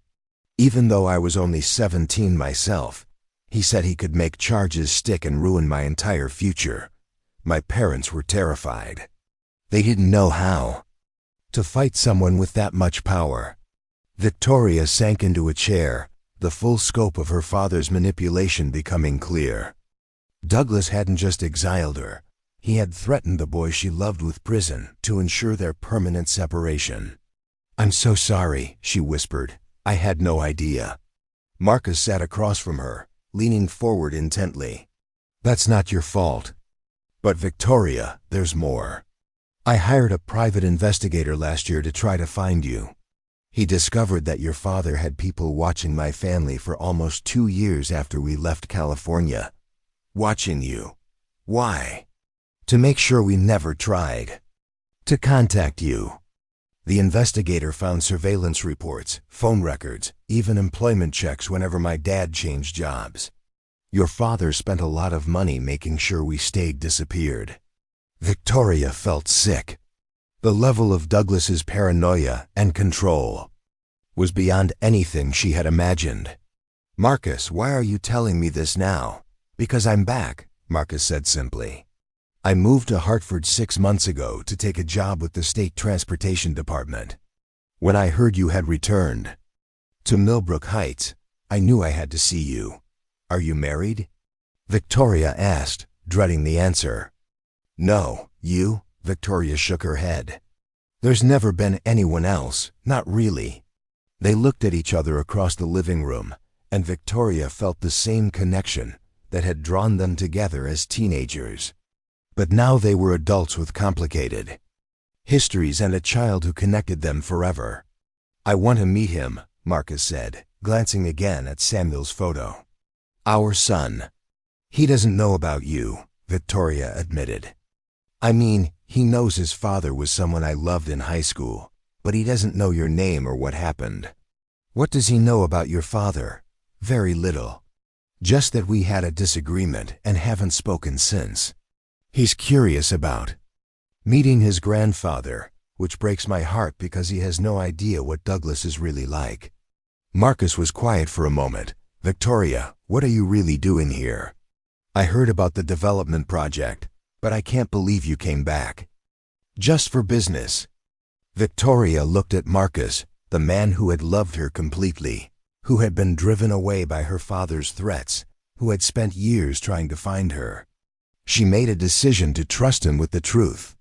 "I came back to destroy him," she said.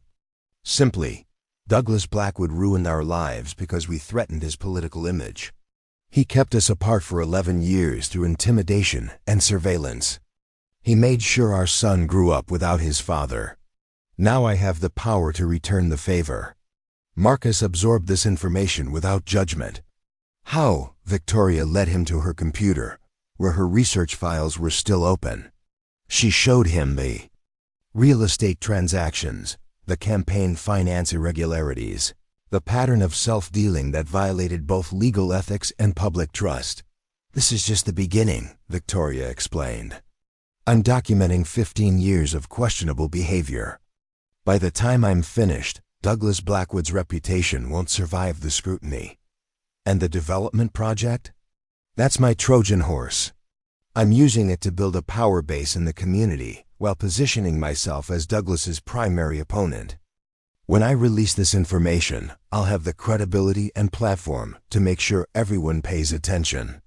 Marcus studied the financial documents with an engineer's attention to detail. "This is solid work, Victoria. But are you sure this is what you want? Destroying someone, even someone who hurt us, changes you." Victoria had been asking herself the same question for weeks. Marcus, he didn't just hurt us. He's been using his power to benefit himself at the community's expense for years. This isn't just about revenge, it's about justice. And what happens after you destroy him? What happens to us? The question hung in the air between them. Victoria had spent so much time planning Douglas's downfall that she hadn't fully considered what would come next. "I don't know," she admitted. "I've been focused on getting here, on building the power to make him pay for what he did. I haven't thought much about what comes after." Marcus reached across the space between them and took her hand. Maybe it's time to start thinking about that. They talked until nearly midnight, filling in the gaps of 11 lost years. Marcus told her about college, about his career in civil engineering, about the relationships that had never quite worked because no one could compete with his memories of her. Victoria shared the story of building her business, of raising Samuel alone, of Margaret's unwavering support through the difficult early years. When Marcus finally left, they had agreed that he would return the following weekend to meet Samuel. Victoria would tell her son the truth about his father before then, preparing him for a reunion that had been 11 years in the making. But Victoria's plans for a quiet revelation were disrupted the next morning when she received an urgent call from James Richardson at Atlantic Coastal Development. "Victoria, we have a problem," Richardson said without preamble. "Someone leaked preliminary environmental impact studies to the Hartford Courant. The story is running tomorrow, and it's not favorable." Victoria's mind immediately went to Douglas. What specific claims are they making? Wetlands damage, traffic impact on historical neighborhoods, potential flooding issues. None of it is accurate based on our actual plans, but the damage is done. We need a response strategy immediately. Victoria spent the morning coordinating with Atlantic Coastal's legal team and environmental consultants, preparing a detailed rebuttal to the newspaper story. But she knew the leak was just the opening move in Douglas's counterattack. Her suspicions were confirmed that afternoon when Police Chief Morrison appeared at her door again, this time with a warrant to search her property. "What's this about?" Victoria demanded, reading the legal document. "Anonymous tip about possible fraud and money laundering," Morrison said, with barely concealed satisfaction. "Someone reported suspicious financial activity at this address." Victoria knew immediately that Douglas was behind this harassment, but she also knew the search would turn up nothing incriminating. Her financial records were meticulously maintained and completely legal. "Of course," she said, stepping aside to allow Morrison and 2 deputies to enter. "Search all you want." The search took 3 hours and found nothing suspicious, but the real purpose was intimidation rather than investigation. Morrison made sure to search Samuel's bedroom while the boy was at school, a violation that infuriated Victoria even as she maintained outward calm. After the police left, Victoria called her attorney in Maine and arranged for immediate representation in Connecticut. If Douglas wanted to escalate their conflict into legal harassment, she would be prepared to respond in kind. That evening, as Victoria helped Samuel with his homework, she made another decision. It was time to tell her son about Marcus, but she was also going to tell him the complete truth about Douglas Blackwood. "Sam, I need to talk to you about something important," she began, sitting beside him at the kitchen table. "Is it about the police being here today? Kids at school said they saw police cars." Victoria had hoped to control that revelation as well, but news traveled fast in a small town. "Partly, but it's really about our family history. About your father and your grandfather." Samuel looked up from his math homework with complete attention. "What about them?" Victoria took a deep breath and began the story she had been avoiding. For 10 years, she told Samuel about falling in love with Marcus, about their secret relationship, about Douglas's cruel reaction to her pregnancy. She explained about the threats that had driven Marcus's family from town, about the surveillance that had kept them apart for years. "So my dad didn't abandon us?" Samuel asked when she finished. "No, sweetheart. Your father was forced to leave before you were born. He spent years trying to find us, and my grandfather made that happen." Victoria nodded reluctantly. "Your grandfather was more concerned about his reputation than about our happiness or your well-being." Samuel was quiet for a long moment, processing this information. Finally he spoke. "Is my dad going to come back now?" "He wants to meet you," Victoria said carefully.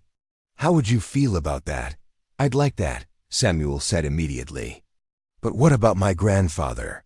If he was so mean before, Won't he try to hurt us again?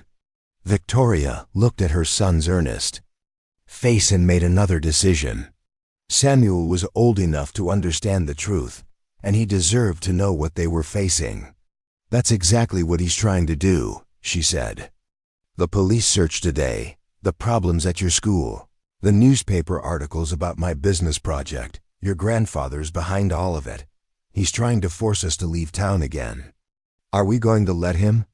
Victoria smiled at her son's use of we. Despite everything Douglas had done, Samuel was ready to stand with his mother against injustice. No, Victoria said firmly. We're not going anywhere. And this time, we're going to fight back. How? Victoria glanced toward her computer, where months of research into Douglas's corrupt dealings waited to be weaponized. By showing everyone who Douglas Blackwood really is. By proving that sometimes the people who claim to be the most moral are actually the most corrupt. Samuel nodded seriously. When do I get to meet my dad? This weekend. Are you ready for that? I've been ready my whole life, Samuel said, with a maturity that broke Victoria's heart. Mom, yes, I'm proud of you for coming back here. Even if it's dangerous. Victoria hugged her son tightly, drawing strength from his unconditional support. I'm proud of you too, Sam, for being brave, for standing up for what's right, for being the best thing that ever happened to me. That night, after Samuel went to bed, Victoria returned to her research with renewed determination. Douglas had escalated their conflict by involving the police and targeting her business reputation. Now she would show him what real escalation looked like. She opened a new document and began drafting a comprehensive expose of Douglas Blackwood's financial corruption. The piece would be thoroughly documented, legally bulletproof, and devastating to his political career, but more than that, it would demonstrate to the people of Millbrook Heights that their longtime political leader had been enriching himself at their expense while claiming to protect their values. Victoria worked until 3 in the morning, crafting the political obituary of the man who had thrown away his daughter to protect his precious reputation. By the time she finished, she had over 20 pages of documented evidence that would destroy Douglas completely. The only question now was timing. Victoria wanted to maximize the impact of her revelation, which meant waiting for the perfect moment to detonate the bomb she had been building for months. That moment was approaching faster than she had expected. Douglas's counterattacks were becoming more desperate and more public, which meant he was feeling genuinely threatened for the first time in his political career. Soon, Victoria would show him just how justified that fear really was. But first, she had a reunion to facilitate, a father and son who had been kept apart by one man's arrogance and cruelty. Marcus would meet Samuel this weekend, and after 11 years of separation, their family would finally begin to heal. Douglas Blackwood had taught Victoria that power could destroy families in pursuit of political advantage. Now she would teach him that love was more powerful than politics, and that some wounds could never be forgiven. The meeting between Marcus and Samuel took place on a crisp Saturday morning in early November at the covered bridge where Victoria and Marcus had first fallen in love. Victoria had chosen the location deliberately. It seemed fitting that their family should be reunited in the place where it had begun. Samuel was nervous, fidgeting with his jacket zipper as they waited for Marcus to arrive. What if he doesn't like me? He asked for the 3rd time. He's going to love you, Victoria assured him. You're his son. You're everything good about both of us.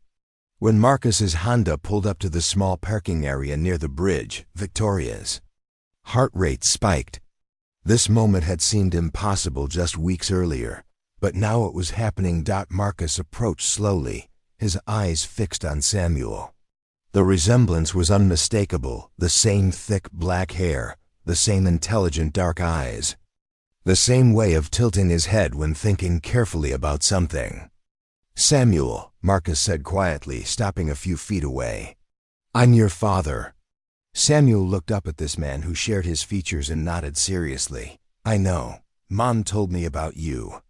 About what happened. Marcus knelt down to Samuel's eye level. "I want you to know that I never stopped thinking about you. Not for a single day in 10 years. If I could have been here, I would have been." "I know that too," Samuel said. "Mom explained about my grandfather." They stood looking at each other for a moment, two strangers connected by blood and separated by years of lost time. Then Samuel made the first move, stepping forward to hug. His father, Marcus, wrapped his arms around his son, and Victoria saw tears streaming down his face. 11 years of regret, loss, and wondering crystallized into this single moment of connection. "I have so many questions," Samuel said, stepping back but keeping one hand on Marcus's arm. "About what you do, about where you've been, about what you're like." "I have questions too," Marcus said with a laugh that sounded suspiciously like crying. 10 years worth of questions. They spent the morning walking along the creek, with Samuel chattering excitedly about school, his friends, his favorite books, and his mother's business success. Marcus listened with the intensity of someone trying to absorb every detail of his son's personality and interests. Victoria followed behind them, watching the instant connection that had formed between father and son. Samuel's natural curiosity and Marcus's patient explanations created an easy rhythm of conversation that made the years of separation seem almost irrelevant. When they stopped for lunch at a small diner in the next town over, Samuel asked the question Victoria had been dreading. "Dad, are you going to stay now? Are we going to be a real family?"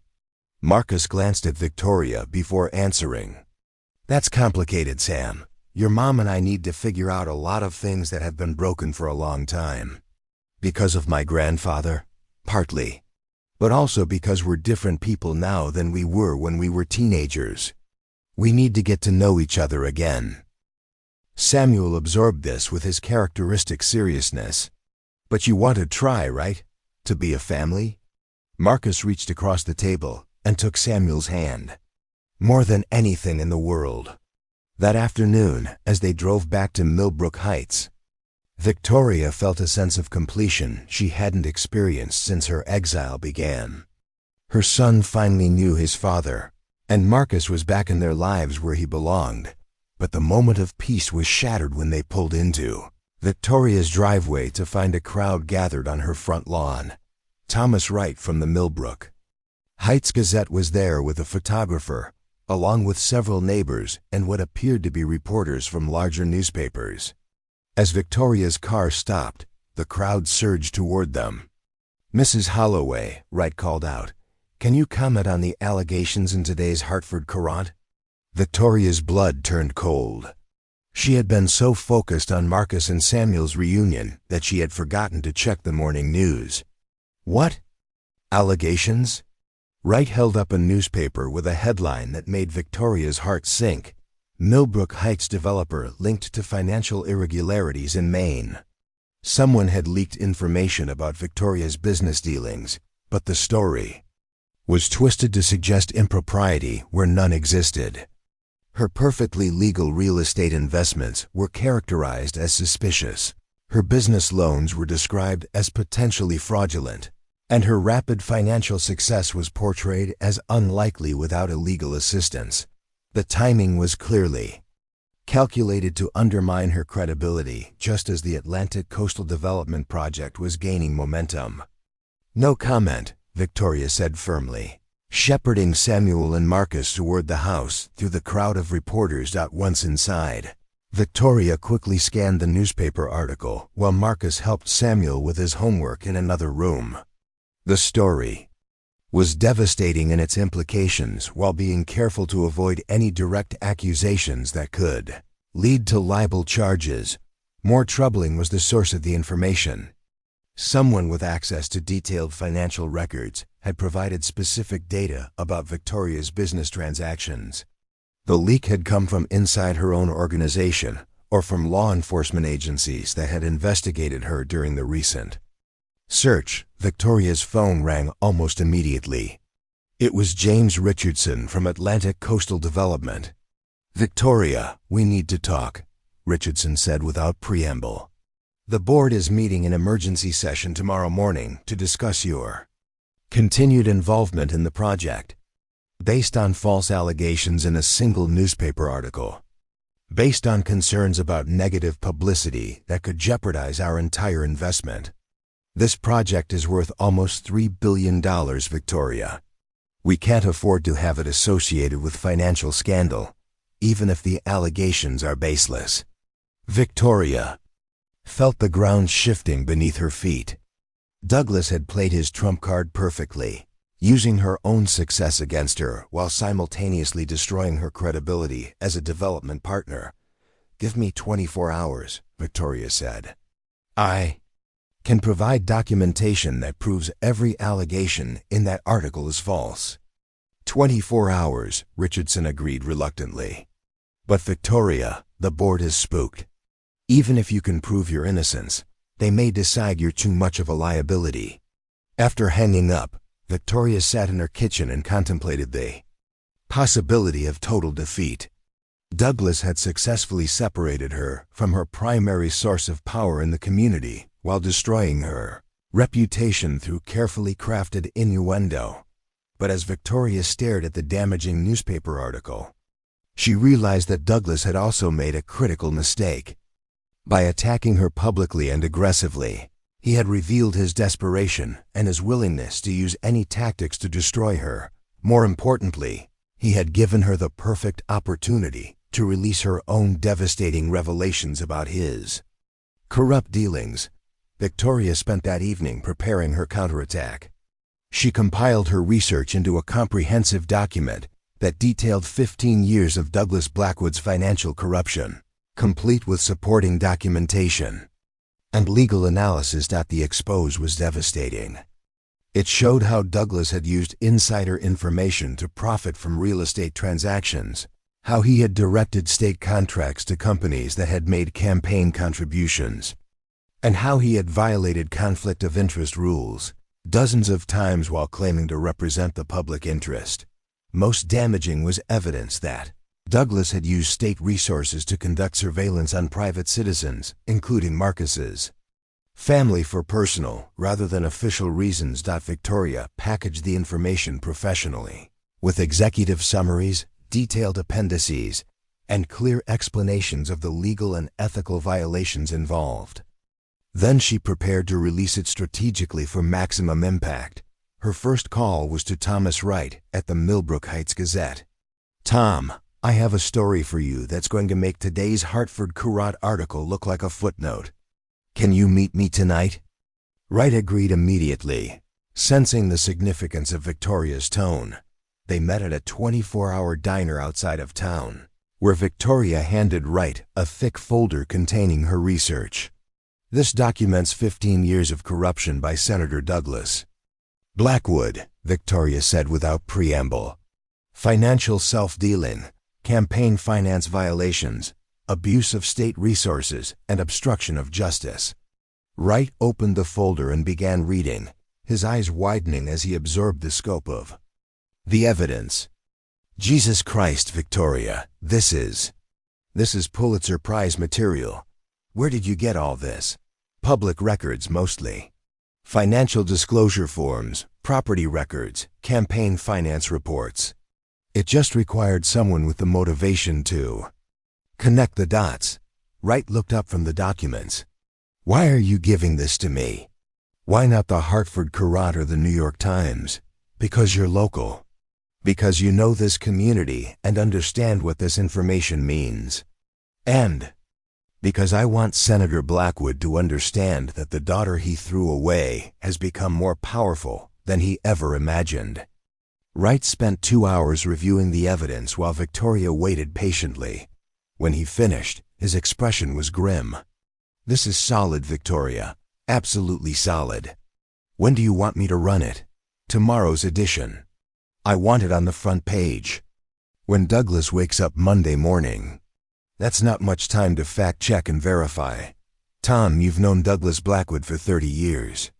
Does anything in that file surprise you?" Wright was quiet for a moment. "No," he admitted. "It explains a lot of things I've wondered about over the years." "Then run it. All of it. Victoria's second call was to the FBI's Hartford field office. She had no intention of letting Douglas escape legal consequences for his actions, and federal authorities would be interested in his use of state resources for personal surveillance. Her third call was to James Richardson, whom she reached at home despite the late hour. "James, I need you to delay tomorrow's board meeting by 24 hours, she said. "Victoria, I don't think that's possible. The board is already concerned about, trust me on this. By Tuesday morning, the conversation about my involvement in your project is going to be very different." Monday morning brought the newspaper story that ended Douglas Blackwood's political career.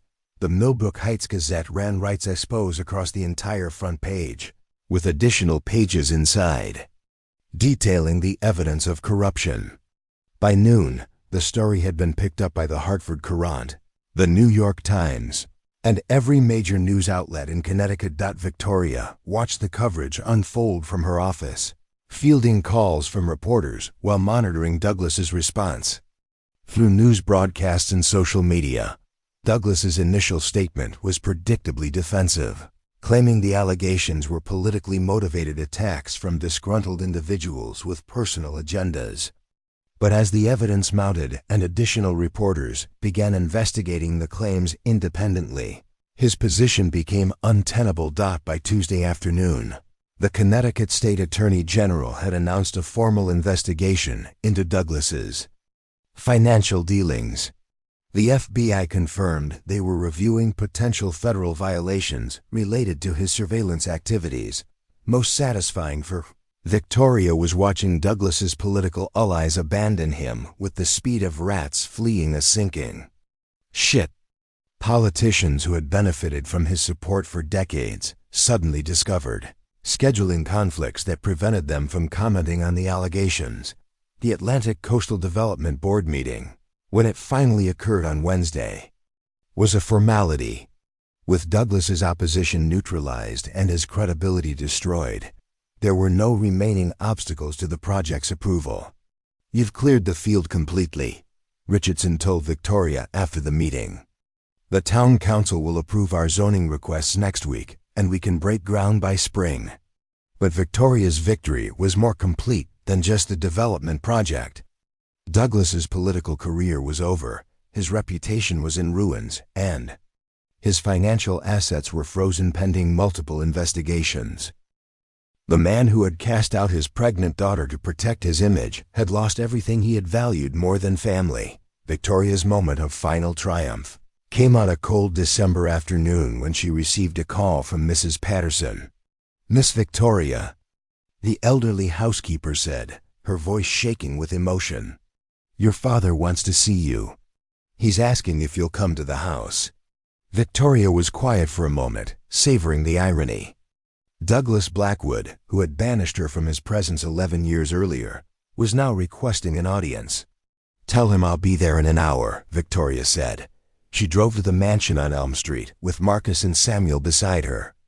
Samuel had insisted on coming, curious to finally meet the grandfather who had shaped his family's history so dramatically. Mrs. Patterson met them at the front door, tears streaming down her weathered face as she embraced Victoria and then Samuel. "He looks just like you did at that age," she whispered to Victoria, "and just like his father." Douglas was waiting in his study, the same room where he had pronounced Victoria's exile 11 years earlier. But the man sitting behind the massive mahogany desk was a shadow of his former self. Douglas had aged dramatically in the weeks since the scandal broke. His hair had gone completely gray, his face was gaunt, and his hands shook as he poured himself a drink from the crystal decanter that had once symbolized his power and success. "Victoria," he said as she entered with Marcus and Samuel. His voice was hoarse, defeated.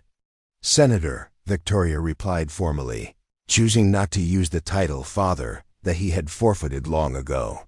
Douglas's eyes moved to Samuel, and Victoria watched him absorb the reality of his grandson, the child whose existence he had tried to prevent, who had grown into a confident, intelligent boy despite his grandfather's rejection.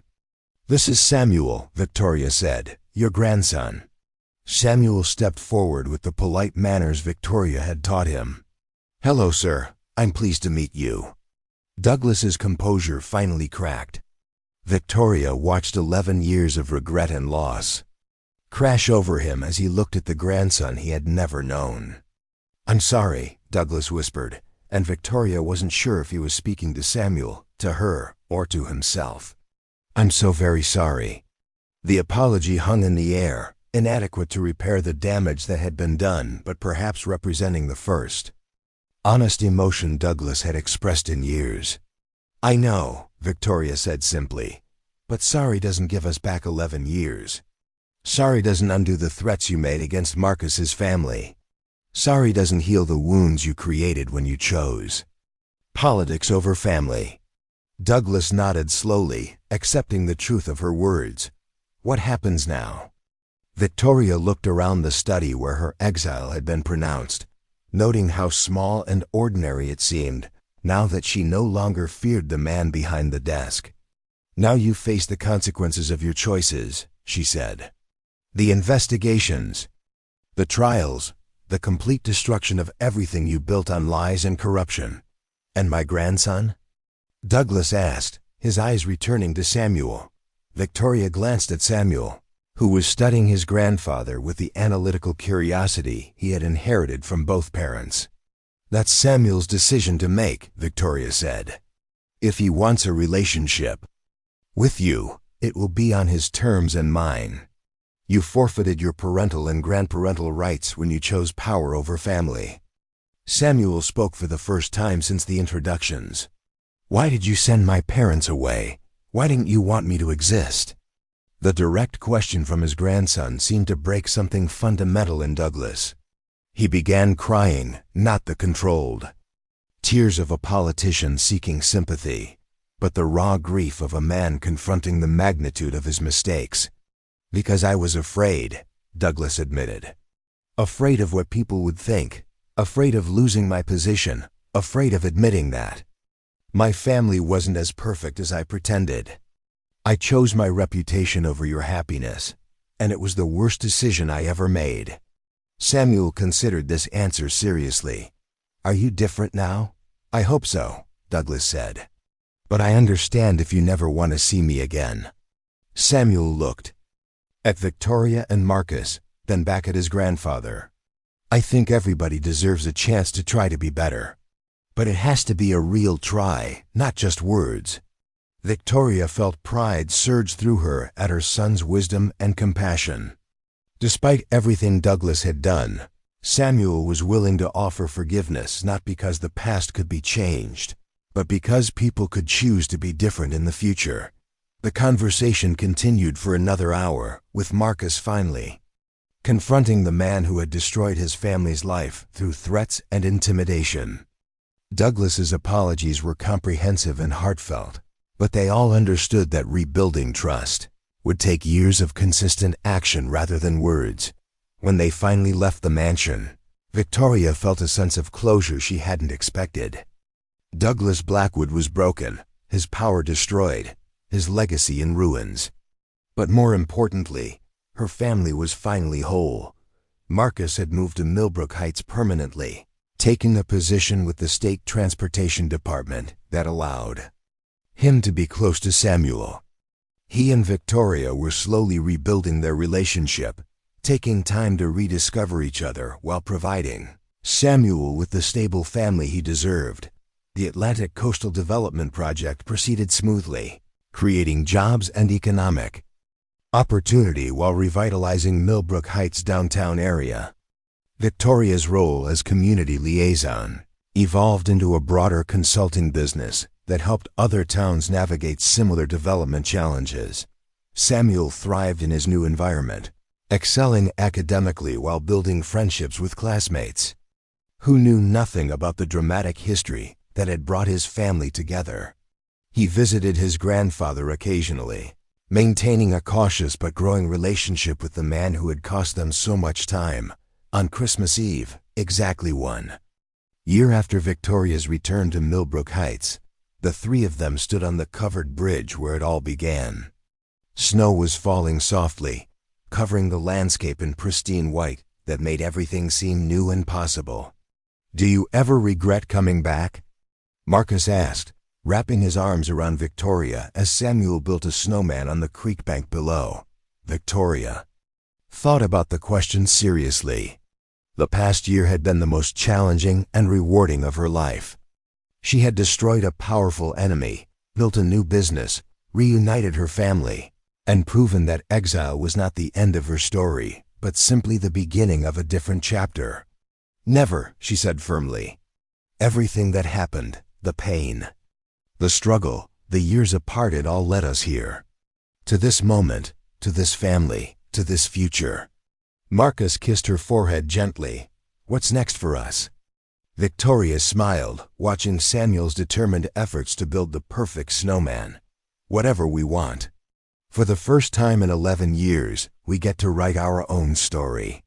The girl who had been thrown away at 15 had become a woman who owned half the territory that had once rejected her.